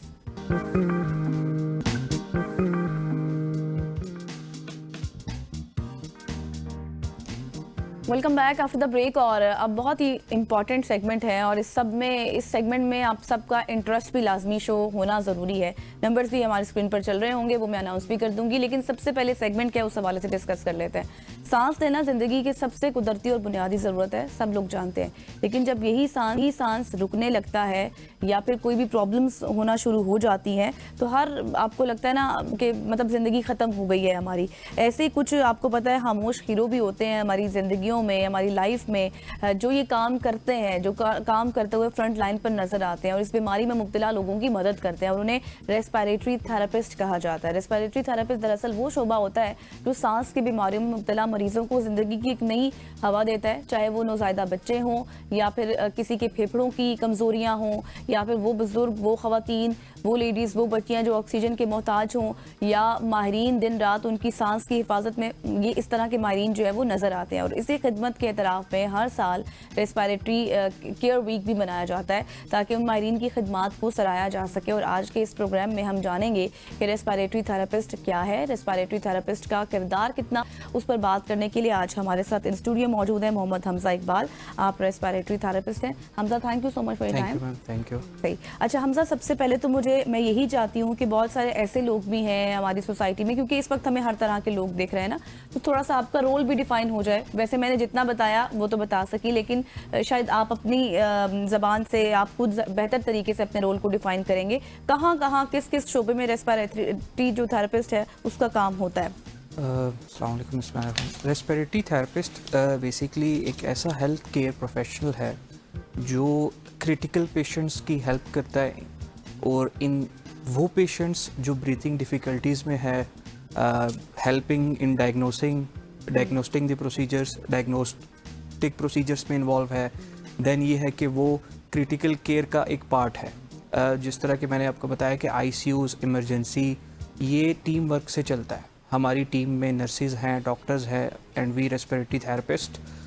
We will managing the airway, हम एयरवे को मैनेज कर रहे होते हैं in the sense of the devices. हम डिफरेंट डिवाइसेस को यूज़ करते हैं, ठीक है। जस्ट लाइक मैकेनिकल वेंटिलेटर, मसनूई सांस की मशीन जिसको कहा जाता है वेंटिलेटर्स, देन बाईपैप मशीन्स, और बाकी हम पार्ट हैं एक क्रिटिकल टीम के जिसको हम कहते हैं रैपिड रिस्पॉन्स टीम। उसका भी हम पार्ट होते हैं। कहीं पे भी पेशेंट सिक हो जाता है तो हम उस पार्ट का हिस्सा होते हैं। उस पेशेंट की ब्रीथिंग को देखना, उसकी ब्रीथिंग को कैसे स्टेबलाइज करना है, उसको कैसे हमने ठीक करना है with the help of the different manoeuvres और with the help of the different devices.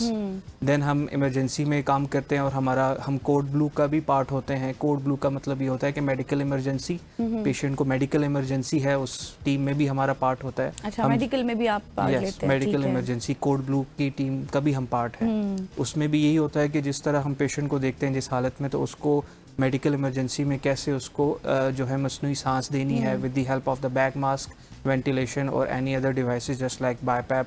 अगर पेशेंट वेंट पे चला गया तो हम मैकेनिकल वेंटिलेटर्स दे रहे हैं। देन इसके साथ साथ हम डायग्नोस्टिक साइड पे भी अगर देखा जाए तो डिफरेंट पल्मोनरी फंक्शन टेस्टिंग्स होती हैं जिसमें हम डायग्नोस करते हैं कि पेशेंट को कौन सी बीमारी है। जिस तरह दमे की किस्में हैं, दमा है या उसको एस्थमा है, ऑब्स्ट्रक्टिव है या रिस्ट्रिक्टिव डिसऑर्डर्स हैं, उसके लिए हम लोग खुद डायग्नोस्टिक पर्पस के लिए हमारी टीम पल्मोनरी फंक्शन टेस्टिंग भी करती है। बाकी हम डिफरेंट ब्रीथिंग टेक्निक्स भी पेशेंट्स को बताते हैं और different patient techniques, breathing techniques के थ्रू हम डायग्नोस भी करते हैं डिफरेंट डिजीजेस को।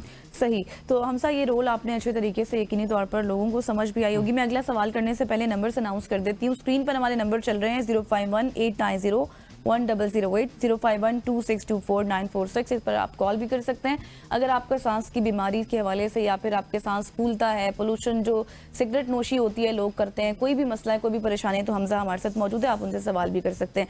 अच्छा हमजा, जिस तरह से आपने बात की है ना कि ये जो वेंटिलेटर वाला मरहला होता है ना, वो उससे तो मुझे खैर बहुत ही खौफ आता है। बहुत सारे लोग मैंने देखे वेंटिलेटर्स पर। तो क्या आपकी टेक्निक्स होती हैं, किस तरह से आप पेशेंट को इनिशियल जो है वो टैकल करते हैं?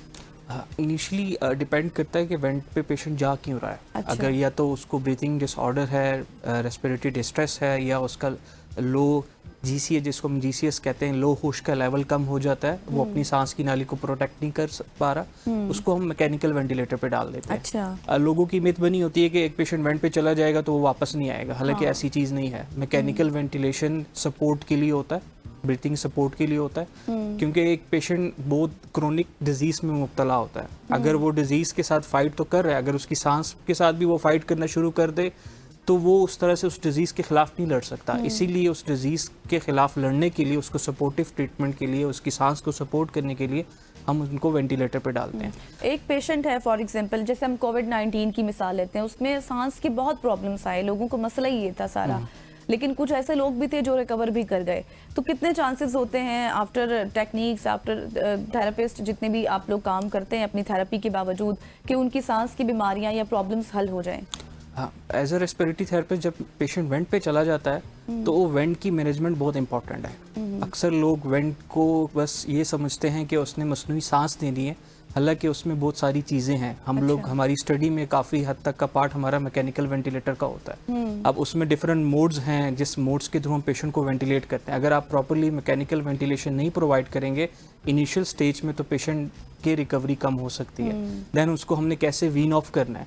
अक्सर आपने कोविड की बात की, कोविड में ऐसे पेशेंट्स थे जिनको हम हाई सेटिंग्स पे मैकेनिकल वेंटिलेशन प्रोवाइड कर रहे थे विद द वेंटिलेटर। अब उसमें ये होता था कि हम पेशेंट को हाई सेटिंग्स भी ऐसे देते थे कि उसकी लंग प्रोटेक्टिव स्ट्रेटेजी हम देखते थे। अच्छा। अब जिन लोगों को मैकेनिकल वेंटिलेशन नहीं चलाने आती या जहाँ पे रेस्पिरेटरी थेरेपिस्ट नहीं होते, वहाँ ये मिस्टेक होती है कि मैकेनिकल वेंटिलेटर को सही यूज़ नहीं किया जाता, जिसकी वजह से पेशेंट को नीमोथोरैक्स हो सकता है, जिसको हम ये कहते हैं कि फेफड़े के गिर्द हवा का भर जाना, या एक्यूट लंग इंजरी हो सकती है। तो with the help of respiratory therapist हमारी team properly mechanical ventilation provide करती है। देन हम पेशेंट को वीन ऑफ करते हैं, फिर हम उनको डिफरेंट एक्सरसाइजेज देते हैं, हम उसको छोटी मशीन पे स्विच करते हैं जिसको हम बायपैप कहते हैं, वो नॉन इन्वेजिव वेंटिलेशन प्रोवाइड करता है। उसके बाद हम जब उससे भी वीन ऑफ हो जाता है देन हम पेशेंट को ब्रीथिंग एक्सरसाइजेज की तरफ लेके जाते हैं, जिसमें हम लंग एक्सपेंशन थेरेपीज देते हैं पेशेंट्स को। उसमें ये होता है कि डिफरेंट डिवाइसेस यूज होती हैं, इसमें इंसेंटिव स्पायरोमेट्री है, या अगर कुछ पेशेंट ऐसे होते हैं क्रोनिकली इल पेशेंट्स में वो अपनी सिक्रीशंस को बाहर स्प्लिट आउट नहीं कर पा रहे होते, तो उसमें हम एयरवे क्लियरेंस थेरेपीज भी प्रोवाइड करते हैं, जिसके लिए हमारे पास डिफरेंट डिवाइसेस यूज होती हैं, जिसमें हम इजी पैप या एकापेला डिवाइसेस का यूज करते हैं। तो ये कितने सेशंस होते हैं अगर एक थेरेपी की बात की जाए तो? अगर हम मैकेनिकल वेंटिलेशन से पेशेंट आउट होके नॉन इन्वेजिव पे आ गया तो हमारा रोज का रोज हम सेटिंग्स को टेपर करते हैं पेशेंट के अकॉर्डिंग। जब अगर पेशेंट बायपैप और मैकेनिकल वेंटिलेशन से आउट हो गया, नॉर्मल ऑक्सीजन डिलीवरी डिवाइसेस पे आ गया, ऑक्सीजन थेरेपीज पे आ गया, देन हम उसको 3 time a day depend on patient condition. अगर फर्ज करें पेशेंट को एयरवे क्लियरेंस की ज़रूरत है तो हम उसको 3 टाइम्स या 4 टाइम्स भी दे सकते हैं। अच्छा। इसी तरह एक्सपेंशन थेरेपीज तो हम नॉर्मली एवरी 2 आवरली भी दे रहे होते हैं ऐसे पेशेंट्स को, बट वो डिपेंड करता है पेशेंट की कंडीशन पे। अगर पेशेंट की कंडीशन बेहतर है, वो उसको बर्दाश्त कर पा रहा है उस एक्सपेंशन थेरेपीज को, तो हम उसको प्रोवाइड करते रहते हैं और वो बहुत हेल्प करते हैं इन रिकवरी ऑफ द अच्छा पेशेंट। हमजा, हमने एक चीज़ देखी है, बहुत सारे लोग ऐसे करते हैं कि जो उनको जिन लोगों को अस्थमा होता है वो शायद कहते हैं कि इतना सीरियस नहीं हो सकता, लेकिन ये इतनी खामोश बीमारी है, मुझे ऐसा लगता है कि ये आहिस्ता आहिस्ता बहुत ख़तरनाक भी हो जाती है। कौन सा ऐसा टाइम हो पीरियड होना चाहिए जिसमें एक मरीज़ को रेगुलर चेकअप कराना चाहिए, या फिर कोई आप ये बता दें कि जो मरीज़ तो आपके पास आते होंगे तो कितने ज़्यादा सीरियस पेशेंट होते हैं जब वो आपके पास आते हैं, उनको पता ही नहीं होता? अक्सर पेशेंट्स ऐसे होते हैं कि वो कहते हैं हम जब स्टेयर्स चढ़ते हैं, सीढ़ियाँ चढ़ते हैं तो हमें तेज सांस आता है। अच्छा, कुछ लोगों को एक तो ये चीज़ आ रही होती है, कुछ लोग कहते हैं हमें भागते हुए सांस चढ़ जाता है, और कुछ ये कहते हैं कि मेरे घर में इनहेलर पड़ा हुआ था, मैंने जैसे इनहेलर यूज़ किया मैं ठीक हो गया। अब उनको होती है reversible airway disease, asthma is reversible airway disease, उनको डायग्नोस नहीं हुआ होता, वो इनहेलर यूज करेंगे बाहर से और वो कहेंगे मैं ठीक हो गया। उनको ये नहीं पता होता कि उनको एस्थमा प्रॉपर्ली डायग्नोस्ड है। एस्थमा की स्टेजेस होती हैं, हम जो डायग्नोस्ड केस होते हैं इनको तो हम पीक फ्लो मीटर देते हैं, जिससे हम अंदाज़ा लगाते हैं कि उनकी सिवियरिटी कितनी है। अगर जिन पेशेंट्स को नहीं पता होता, जो लोगों को पता ही नहीं है एस्थमा का पेशेंट है, घूम रहा है, उसके लिए हम लोगों ने एक तो प्रॉपर्ली कंसल्टेंट पल्मोनोलॉजिस्ट से रजू करे, फिर हम लोग जो है उनको पल्मोनरी फंक्शन टेस्टिंग करते हैं, स्पायरोमेट्री, जिसमें हम देखते हैं कि ये रिवर्सिबल है या इरिवर्सिबल है। बाय एडमिनिस्ट्रेशन ऑफ ब्रोंकोडायलेटर हम प्रोवाइड करते हैं और वो देखते हैं इन रिपीट टेस्ट कि उसकी रिवर्सिबिलिटी आई है या नहीं आई। देन प्रॉपर्ली डायग्नोस्ड होने के बाद उनको पूरा ट्रीटमेंट प्लान दिया जाता है। अगर किसी पेशेंट को ऐसा लग रहा है चलते हुए फिरते हुए, किसी को भी लग रहा है कि मुझे चलते हुए सीटी की आवाज़ आ रही है, मुझे ऐसा महसूस हो रहा है कि मेरा दम घुट रहा है, तो मेरे ख्याल से तो उसको चेकअप कराना चाहिए। सही। एक कॉलर हमारे साथ मौजूद है सबा इस्लामाबाद से। जी सबा, सवाल कीजिए। हेलो, अस्सलाम वालेकुम। मेरा सवाल ये है कि मुझे हर 6-7 मंथ के बाद एक इन्फेक्शन हो जाता है, मेरा गला प्रॉपर बंद हो जाता है और उसमें ये होता है कि मुझे सांस लेने में बहुत ही ज्यादा दिक्कत होती है। सही, ठीक है जी हमजा। अच्छा, अब इनको अपर रेस्पिरेटरी ट्रैक्ट को डिवाइड किया गया है इन्फेक्शन के लिहाज से भी। अब इनको जो इशू हो रहा है, मे बी इनको टॉन्सिलाइटिस भी हो सकता है। अपर रेस्पिरेटरी ट्रैक्ट की बात कर रही हैं कि मेरा गला बंद हो जाता है। हमने डिवाइड किया हुआ है कि upper respiratory tract infection and lower respiratory tract infection. अब इनकी बात है कि इनका गला बंद हो रहा है, तो इनको अगर हम डिफरेंशिएट करेंगे तो अपर रेस्पिरेटरी ट्रैक्ट इन्फेक्शन इनको रिकरेंट हो रहे हैं। अच्छा। रिकरेंट इन्फेक्शन अगर अपर रेस्पिरेटरी ट्रैक्ट हो रहे हैं तो इनको टॉन्सिलाइटिस भी हो सकता है। अब टॉन्सिलाइटिस की भी होती हैं, रिकरेंट टॉन्सिलाइटिस भी हो सकता है। अब इनके केस में ये करना ज़रूरी है कि एक तो ये पहले आए, ठीक है, पल्मोनोलॉजिस्ट को दिखाएं। उसके बाद अगर हम लोग देखते हैं, अगर वो लोग पल्मोनरी फंक्शन टेस्टिंग सर कहते हैं, कोई भी पल्मोनोलॉजिस्ट है हमारे पास है, वो अगर ये कहते हैं कि इनकी पल्मोनरी फंक्शन टेस्टिंग होना ज़रूरी है, देन हम उनको डिफरेंशिएट करेंगे कि क्या ये रिवर्सिबल है या इरिवर्सिबल डिजीज है। सही। अच्छा, ये जो इनहेलर की इससे पहले हम बात कर रहे थे, बहुत सारे लोग मैंने देखा है कि वो ये भी बात करते हैं कि वो एडिक्ट हो जाते हैं इसके, तो क्या ये एसेंशियल है या फिर ये सेव करता है आपकी लाइफ को? अच्छा, ये ना शॉर्ट एक्टिंग होता है, ठीक है। इनहेलर शॉर्ट एक्टिंग होता है, वो आपको शॉर्ट एक्टिंग के तौर पे तो हेल्प कर देता है उस वक्त के लिए, मगर आपको लॉन्ग एक्टिंग के लिए आपको मेडिसिन यूज करनी पड़ती है। और लोग इसके यूज से उस वक्त के लिए फायदेमंद हो जाते हैं और वो इसी चीज को यूज करना शुरू कर देते हैं, हालांकि इसको कॉन्टिन्यूसली यूज करना इज नॉट गुड। ठीक है, मगर ये भी नहीं कह सकता कि इसका यूज़ ही हमने नहीं करना। मगर ये है कि आप लोग अगर जो भी पेशेंट है वो अगर इसका यूज़ कर रहे हैं और इससे उसको फ़ायदा हो रहा है तो वो प्रॉपरली कंसल्टेंट को दिखाए, वो उसको अपना मेडिकेशन प्लान बताएगा, क्योंकि ये तो शॉर्ट एक्टिंग है, हमने लॉन्ग टर्म एक्टिंग के लिए मेडिकेशन को देखना है। तो उसके लिए ये होगा कि डॉक्टर्स देखेंगे और वो लॉन्ग टर्म एक्टिंग मेडिकेशन उसको प्रिस्क्राइब करेंगे। बाकी इसका यूज़ भी है मगर ज़्यादा यूज़ करना इज़ नॉट गुड। सेफ, ठीक है।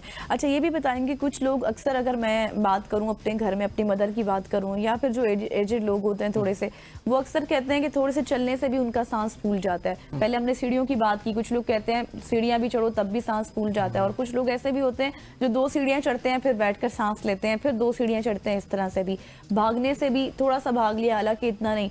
तो ये क्या मसला होता है कि हम डेली एक्सरसाइज नहीं करते या फिर ये भी किसी बीमारी की अलामत है? अच्छा, एक चीज़ तो ये है कि एक तो हमारा स्टेमिना उस तरह से नहीं बना होता। पहली दफ़ा जो भागेगा उसका वो स्टेमिना नहीं होगा। हमारी बॉडी ऐसी है कि हम जितनी ज़्यादा एक्सरसाइज करेंगे उतनी उस बॉडी को ज़्यादा डिमांड होगी ऑक्सीजन की, वो उतनी जल्दी ऑक्सीजन प्रोवाइड के लिए आपका सांस तेज़ हो जाएगा। अब आप कह रहे हैं कि जो ज़्यादा एज वाले होंगे वो क्यों होंगे? अब फेफड़े के साथ ना हमारे लंग्स के साथ दिल भी अटैच है। अब अगर आप एक ऐसा पेशेंट है जिसका दिल वीक है, उसको दिल के मसले चल रहे हैं, तो जाहिर बात है उसको सांस का मसला भी हो सकता है, जिसको हम पल्मोनरी एडिमा भी कह सकते हैं कि पानी भराना फेफड़े में। इंटरलिंक्ड है। अगर वो एजेड है तो उनको एक तो ये है कि वो पहले मेडिकल स्पेशलिस्ट को दिखाए कि उनको मसला क्या है। हो सकता है उनके दिल की ऐसी बीमारी में मुब्तला हो जिसकी स्टेजेस होती हैं, हार्ट फेलियर की भी स्टेज है, स्टेज 2 में है, कंप्लीट हार्ट ब्लॉक है, या इस तरह की जो भी दिल की बीमारियां चल रही है, तो वो भी इंटरलिंक्ड है। और अगर हम लंग्स की बात करें तो हमारे मुल्क में एक सबसे बड़ा अलमिया ये है कि हम लोग ना हर रोज़ पोल्यूशन में रह रहे हैं और धुएं को इनहेल कर रहे हैं, तो उसकी वजह से साइलेंटली हम लोग अपनी रेस्पिरेटरी इलनेस में मुतासिर हैं। अब उसमें ये हेल्प ये हो सकता है कि आप एक तो आप अपनी फ्रेश एयर का ढूंढें। अब ज़रूरी नहीं है कि आप ऐसी जगह रह रहे हो कि आपको पोल्यूटेंट आ रही है, आप उस चीज़ का ख्याल नहीं करें, मगर अपनी बाकी चीज़ों का ख्याल करें, तो ये भी ठीक नहीं है। तो एक तो आपने फ्रेश एयर देखनी है कि जहाँ पे फ्रेश एयर हो, बाकी रोज़ाना की ब्रीथिंग एक्सरसाइजेज हैं, डीप ब्रीथिंग एक्सरसाइजेज हैं, उनको करें तो इंशाल्लाह इंप्रूवमेंट। और डीप ब्रीथिंग एक्सरसाइजेज का क्या मतलब होने चाहिए? रूटीन 10 मिनट 20 मिनट जो बिल्कुल स्टार्ट अभी कर रहे हैं फ्रेश? हाँ, स्टार्ट के लिए ये है कि जिस तरह हम रोज़ का एक वॉक करते हैं सुबह के टाइम में, एक तो वॉक आपकी सबसे बेस्ट है। जब आप वॉक करेंगे तो आप भागेंगे तो आपकी डीप ब्रीथिंग एक्सरसाइजेस खुद ही साथ में होना शुरू हो जाएगी। स्टेज पे कितनी मिनट करनी चाहिए? इनिशियली स्टेज में मेरे ख्याल से आप 5 to 10 मिनट्स भी करें इन मॉर्निंग वॉक, और कोशिश ये की जाए कि फ्रेश एयर। ठीक है। हमारे मुल्क में ये थोड़ा सा है कि हम ऐसी जगह भी रह रहे होते हैं जहाँ पे फ्रेश एयर हमें नहीं मिल पा रही होती। फ्रेश एयर कहाँ से ढूंढे हम, क्योंकि इतनी पोल्यूशन है। अब उसमें ये है कि इसीलिए तो कहते हैं कि प्लांटेशन इज वेरी इंपॉर्टेंट। जितना हम प्लांटेशन करेंगे, हमारी डिफॉरेस्टेशन होती है हमारी, वो सब मुतासिर हो तो जितने ज़्यादा आपकी प्लांटेशन होगी उससे आपकी फ्रेश एयर आपको मिल पाएगी। और डीप ब्रीथिंग एक्सरसाइजेज है रोज़ाना की बुनियाद पे। हम अपनी बाकी एक्सरसाइज को तो देख रहे होते हैं कि हमने जिम जाना है, हमने अपनी बायो ट्राई को फिट करना है, मगर हमें अपनी लंग्स की हेल्थ का भी ख्याल रखना ज़रूरी है। इसीलिए ये रेस्पिरेटरी केयर वीक जो हम मनाया जाता है, एक तो हम अपने लोगों को जो है ऑनर के तौर पे ये वीक मनाते हैं, दूसरा ये है कि हम लोगों को अवेयरनेस देते हैं कि वो साइलेंटली ब्रीथिंग डिसऑर्डर्स में इन्वॉल्व हैं, उनको पता नहीं है, और वो एट द एंड स्टेज पे हमारे पास आते हैं और कि हम बिल्कुल सांस ही नहीं ले पा रहे। तो इसमें कोई अमल दखल डाइट का भी होता है? Yes. डाइट भी होनी चाहिए इस तरह की? Very good question. डाइट का भी होता है। अब हम लोग पानी कम पीते हैं, अगर हम ज़्यादा पानी पिएंगे, स्टे हाइड्रेटेड, हम जब अपने आप को ज़्यादा पानी पिलाएंगे, उससे क्या होगा, जो हमारी, मैं अगर थोड़ा सा डीप चला जाऊँ तो म्यूकोजल लाइनिंग होती है, वो आपकी थिक नहीं होगी, वो थिन रहेगी। उससे क्या होता है कि आपकी एक तो ब्रीथिंग गुड होती है, देन आप इजीली स्प्लिट आउट करते हैं अपनी सिक्रीशंस को बाहर। तो stay hydrated, eating antioxidant fruits, जिसमें आप फ्रूट्स हैं, वेजिटेबल्स हैं। अच्छा, मैं sorry to cut you Hamza, यहाँ से ही हम स्टार्ट करेंगे जो आप बता रहे हैं। बुशरा हमारे साथ कहाँ से मौजूद है जी? इस फैसलाबाद से। Bushra, thank you so much for call. अपना सवाल कीजिएगा। बुशरा, आपको आवाज आ रही है? शायद हमारी कॉल बुशरा के साथ डिस्कनेक्ट हो गई है। बुशरा, आप दोबारा से राबिता करें। हमजा हमारे साथ मौजूद है, जो भी आपका सवाल है हमारी टीम को बताएं, या फिर आप खुद कॉल करके पूछ सकते हैं। जी हमजा, कंटिन्यू कीजिएगा। तो मैं बता रहा था कि रेस्पिरेटरी केयर वीक एक तो अवेयरनेस है लोगों के लिए। हम इस वीक में क्या करते हैं, बेसिकली हमारा एक तो हम अपने लोगों को ऑनर करते हैं, हेल्थ केयर प्रोफेशनल्स को ऑनर करते हैं कि एक बार फिर से मैं आपको कट करूंगी। खुशहाल हमारे साथ कोहाट से मौजूद है। जी खुशहाल, बताइएगा क्या सवाल है आपका? मेरा ये सवाल है आपसे ना। जी खुशहाल, सवाल कीजिए। मेरा गला जो है ना, जब मैं ज्यादा बात करूं तो फिर दर्द शुरू करवाता है ना। ठीक है, इसके अलावा भी आपकी कोई प्रॉब्लम है सांस से रिलेटेड? सांस लेने में मुश्किल होती है? हाँ, सांस लेना भी बहुत मुश्किल होता है ना मेरा। अच्छा, सही। जी हमजा, उनको सांस लेने में प्रॉब्लम होती है और वो बात करते हैं, गला दर्द करता है। अब इसमें यह है कि अपर थ्रोट इन्फेक्शंस है, थ्रोट इन्फेक्शन कॉमन है हमारे लोगों में। अब हम लोग क्या करते हैं कि हमारे यहाँ ठंडा पानी पीना नॉर्मल हो चुका है। अगर हम कुछ डाइट से ही चीज़ें कंट्रोल कर लें तो ये मसले नहीं होंगे।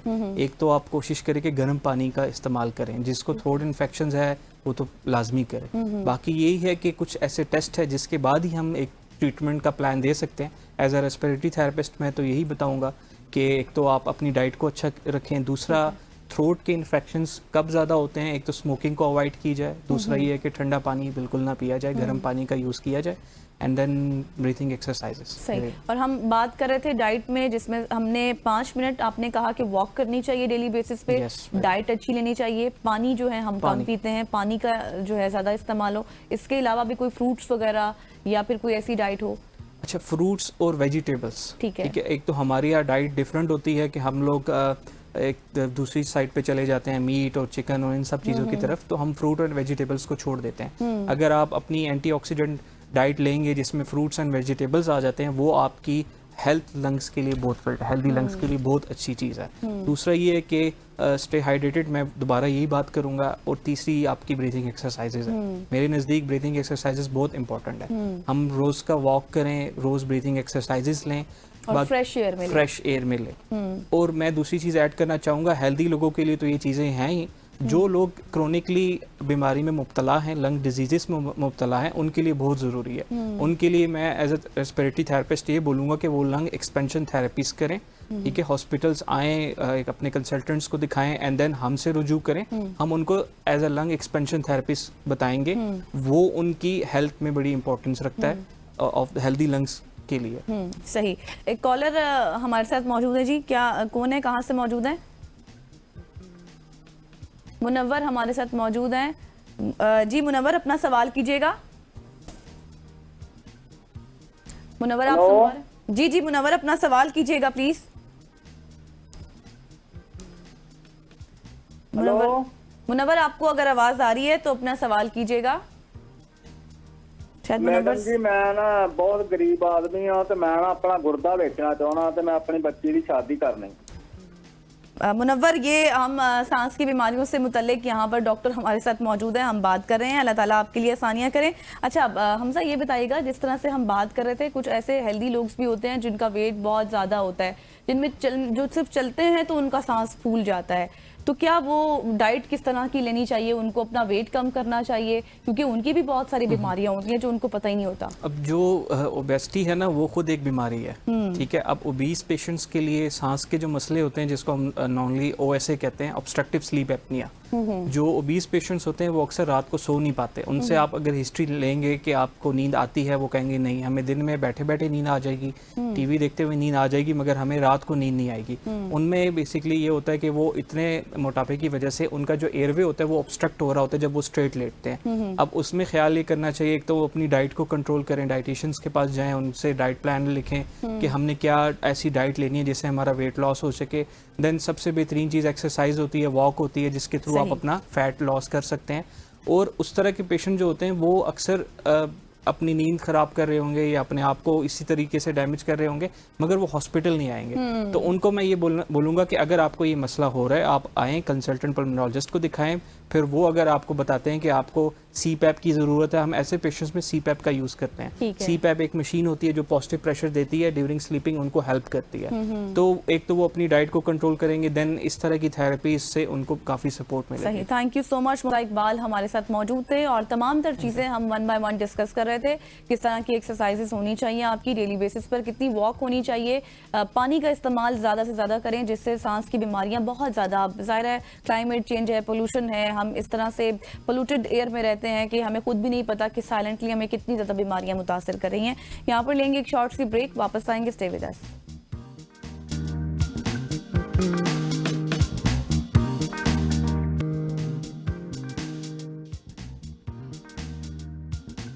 Welcome back after the break. और जैसे मैंने प्रोग्राम के शुरू में कहा था कि जब जुम्मा जिस दिन भी होता है हम कोई ना कोई एक ऐसा टॉपिक लेकर आते हैं जिससे हमारे कॉन्सेप्ट भी क्लियर हो सके, हमारी रहनुमाई भी हो सके। और इसी तरह आज हम एक ऐसा टॉपिक लेकर आए हैं जिसकी शायद अब अशद ज़रूरत है। ज़िंदगी में कभी किसी की दुआ आपको पता है अर्श तक पहुँच जाती है और कभी किसी की बद्दुआ भी पहुँच जाती है। लेकिन मेरा सवाल ये है कि कौन सी ऐसी बद्दुआएं हैं जो लगती हैं और कौन सी नहीं। इस्लाम हमें ये सिखाता है कि दुआ हो या बद्दुआ सब कुछ नियत और हक पर मुनहसर होता है। अगर कोई इंसान जुल्म सहकर दिल से बद्दुआ देता है तो वो कबूल हो जाती है, क्योंकि अल्लाह ताला मजलूम की फरियाद कभी रद्द नहीं करता। लेकिन अगर कोई शख्स हसद, दुश्मनी या फिर अपने ज़ाती गुस्से में किसी को बद्दुआ दे तो वो उल्टा खुद उसी पर आती है। ये हम शुरू से सुनते हैं, क्योंकि अल्लाह ताला नियतों को जानता है और अमाल का दारोमदार भी नियतों पर ही होता है। और इस्लाम में बद्दुआ की इजाज़त सिर्फ मजलूम को है, लेकिन बेहतर यही समझा गया है कि दुआ की जाए, बद्दुआ नहीं दी जाए, क्योंकि नबी करीम सल्लल्लाहु अलैहि वसल्लम ने फरमाया कि बदला लेने से बेहतर है माफ़ करना, और माफ़ करने वाला अल्लाह के करीब होता है। इसी मौजू पर आज हम बात करेंगे और हमारे साथ बात करने के लिए इन स्टूडियो मौजूद हैं मुफ्ती रियासत हुसैन शाह साहब। Thank you so much sir for your time.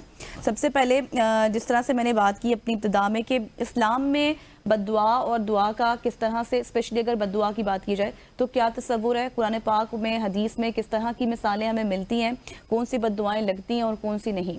अल्हम्दुलिल्लाह वस्सलातु वस्सलामु अला रसूलिल्लाह, अम्मा बाद।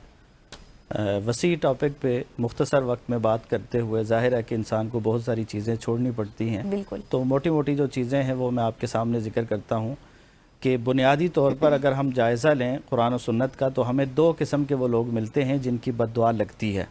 एक माँ बाप की बद्दुआ, अगरचे वो हक पर हों या जिस हाल में भी हों। ठीक है। और इसकी एक मिसाल जो हमें रसूलुल्लाह सल्लल्लाहु अलैहि वसल्लम की हदीस से मिलती है वो ये है कि जनाब जुरैज जो बहुत नेक और साले थे और नमाज़ पढ़ते और हर वक्त अल्लाह की इबादत करते थे, उनकी वालिदा ने उनको बुलाया और वो नमाज में मसरूफ़ थे, नहीं हाजिर हो सके तो उन्होंने उनको बद्दुआ दे दी और फिर वो बद्दुआ पूरी हो गई। अच्छा। यानी तफसील के साथ पूरी बात है लेकिन हम मुख्तसर। तो बात ये है, कहने का मतलब और मकसद ये है कि माओ को और वालिदैन को, माँ बाप को अपनी औलाद के लिए बद्दुआ करते हुए देखना चाहिए, कहीं उनकी बद्दुआ लग ना जाए, क्योंकि उनकी दुआ भी रद्द नहीं होती और बद्दुआ भी रद्द नहीं होती। तो इसलिए माएँ जब बच्चों को समझा रही होती हैं या शरारतों पे डांट रही होती हैं तो उन्हें दुआ देनी चाहिए, बद्दुआ नहीं देनी चाहिए। इमाम काबा शेख सुदैस हाफिज़हुल्लाह के हवाले से ये बात मारूफ है, आम तौर पर कही जाती है कि उनकी वालिदा ने उन्हें बद्दुआ दी थी कि अल्लाह तुम्हें हरम का इमाम बनाए। जब वो घर में मेहमान आए और शरारतें कर रहे थे तो उन्होंने ये अल्फाज कहे कि अल्लाह तुम्हें हरम का इमाम बनाए। तो ये बज़ाहिर तो शरारतों के मौके पर कही गई, तो शरारतें भी अगर बच्चे करें तो उनको दुआ देनी चाहिए, बद्दुआएं नहीं देनी चाहिए। तो माँ को, ख़ास तौर पर माओं को इस चीज़ का ख्याल रखना चाहिए। और दूसरी जो बद्दुआ है, कोई भी आदमी मजलूम है ना तो उसकी बद्दुआ रद्द नहीं होती। रसूलुल्लाह सल्लल्लाहु अलैहि वसल्लम ने हज़रत मुआज़ इब्न जबल रज़ी अल्लाह ताला अन्हु को यमन की तरफ भेजा और भेजते हुए उन्हें चंद वसीयतें फरमाई और उनमें से एक बात ये भी थी, इत्तक़ि दावतल मज़लूम, कि मज़लूम की बद्दुआ से बचना। फ़इन्नहु लैसा बैनहु व बैनल्लाहि हिजाब, क्योंकि मज़लूम की बद्दुआ और अल्लाह के दरमियान कोई पर्दा और कोई रुकावट नहीं है। तो मज़लूम चाहे वो छोटी उम्र का हो, चाहे बड़ी उम्र का हो, चाहे अमीर हो, चाहे गरीब हो, चाहे मुसलमान हो या गैर मुस्लिम हो, अच्छा। जो मज़लूम है उसकी बद्दुआ अल्लाह रब्बुल आलमीन के यहाँ कबूल होती है। तो इसलिए दुनिया के मामलात करते हुए हर बंदे के पास कोई ना कोई इख्तियार होता है, तो अपने मातहत लोगों के साथ जुल्म और ज्यादती न करे। अगर वो जुल्म और ज्यादती से काम लेता है और किसी के बद्दुआ उसे कोई बद्दुआ देता है तो उसकी बद्दुआ लग जाएगी। और हम ये देखते हैं कि वो लोग निशान इबरत बन जाते हैं लोगों के साथ जो बदसलूकी करते हैं और जो अपने मातहत लोगों का ख्याल रखने के बजाय उन पर जुल्म और ज़्यादती करते हैं। तो जो बंदा भी मजलूम है, मजलूम चाहे गैर मुस्लिम ही क्यों नहीं है, उसकी कोई भी हैसियत हो, अगर उस पर जुल्म हो रहा है तो जालिम के ख़िलाफ़ वो जो भी बद्दुआ करेगा वो अल्लाह रब्बुल आलमीन के यहाँ कबूल होती है। और दुनिया ने और तारीख़ ने बहुत कुछ देखा है ऐसे लोगों के बारे में कि अल्लाह ताला ने किस तरह से निशान इबरत बनाया उन लोगों को जो जालिम बन के इस दुनिया की ज़िंदगी गुजारते रहे। क्योंकि अल्लाह रब्बुल आलमीन की पकड़ जब आती है, इन्ना बत्शा रब्बिका लशदीद, तो अल्लाह की पकड़ बड़ी सख्त और संगीन होती है। बेशक। तो हर जगह जहाँ भी हम जाएं वहाँ हमें इस बात से बचना चाहिए कि कहीं हमसे किसी के ऊपर जुल्म ना हो जुल्म जाए। ना हो जाए। अच्छा, अक्सर औकात ये भी देखा गया है कि कुछ लोग होते हैं जो जिनके हाँ बद्दुआ एग्जिस्ट नहीं करती या फिर वो मुनासिब नहीं समझते, रोते हैं, उनकी आँख लग जाती है, उनको एहसास होता है, दुख होता है, तो मतलब उनके अक्सर हमने ये भी सुना है कि किसी के आंसू भी लग जाते हैं किसी को। तो इस हवाले से भी थोड़ा सा क्लियर कीजिएगा कि क्या इंसान अगर कोई बद्दुआ नहीं दे रहा लेकिन उसको शदीद तकलीफ है, शदीद गम है, किसी ने उसको हर्ट किया है या कुछ भी, तो उसकी हवाले से अल्लाह ताला तक वो आँख पहुंच जाती है? और बिल्कुल ऐसे ही है। देखें, जो मजलूम है ना, लाजमी नहीं कि वो अपनी ज़बान से बद्दुआ करेगा तो तब ही बद्दुआ लगेगी। अल्लाह ताला तो देख रहे हैं ना कि उसके साथ जुल्म हो रहा है और उसकी दिल की कैफियत को जानते हैं, तो वो ज़बान से अल्फाज नहीं भी कहता, लेकिन वो मजलूम है तो उसकी आह लगती है। इन्नमल जज़ाउ मिन जिनसिल अमल, इंसान जैसा काम करता है, जैसा जुल्म करता है तो उसके साथ फिर वो होता है। तो इसलिए कोई बंदा मजलूम है, ज़बान से नहीं भी बोल रहा तो फिर भी उसके ऊपर जुल्म नहीं करना चाहिए। बाकी हमारे यहाँ जो हर चीज़ के ऊपर बद्दुआ का एक पहलू पाया जाता है ना कि जी फलां की बद्दुआ है, फलां की है।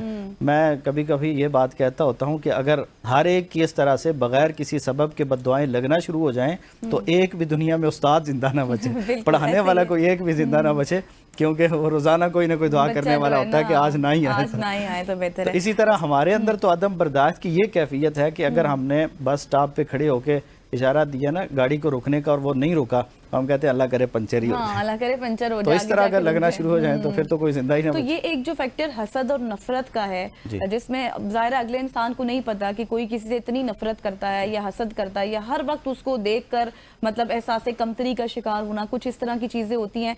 तो फिर ऐसे में भी जो है वो लोग, अगला बंदा तो परेशान होता ही है ना कि शायद उसकी बद्दुआ ना लग जाए, एक डर तो उसको भी होता है। ऐसे में क्या होना चाहिए? ऐसी सूरत में उसके दिल में कोई ऐसा डर और खौफ नहीं होना चाहिए, अल्लाह पर तवक्कल होना चाहिए।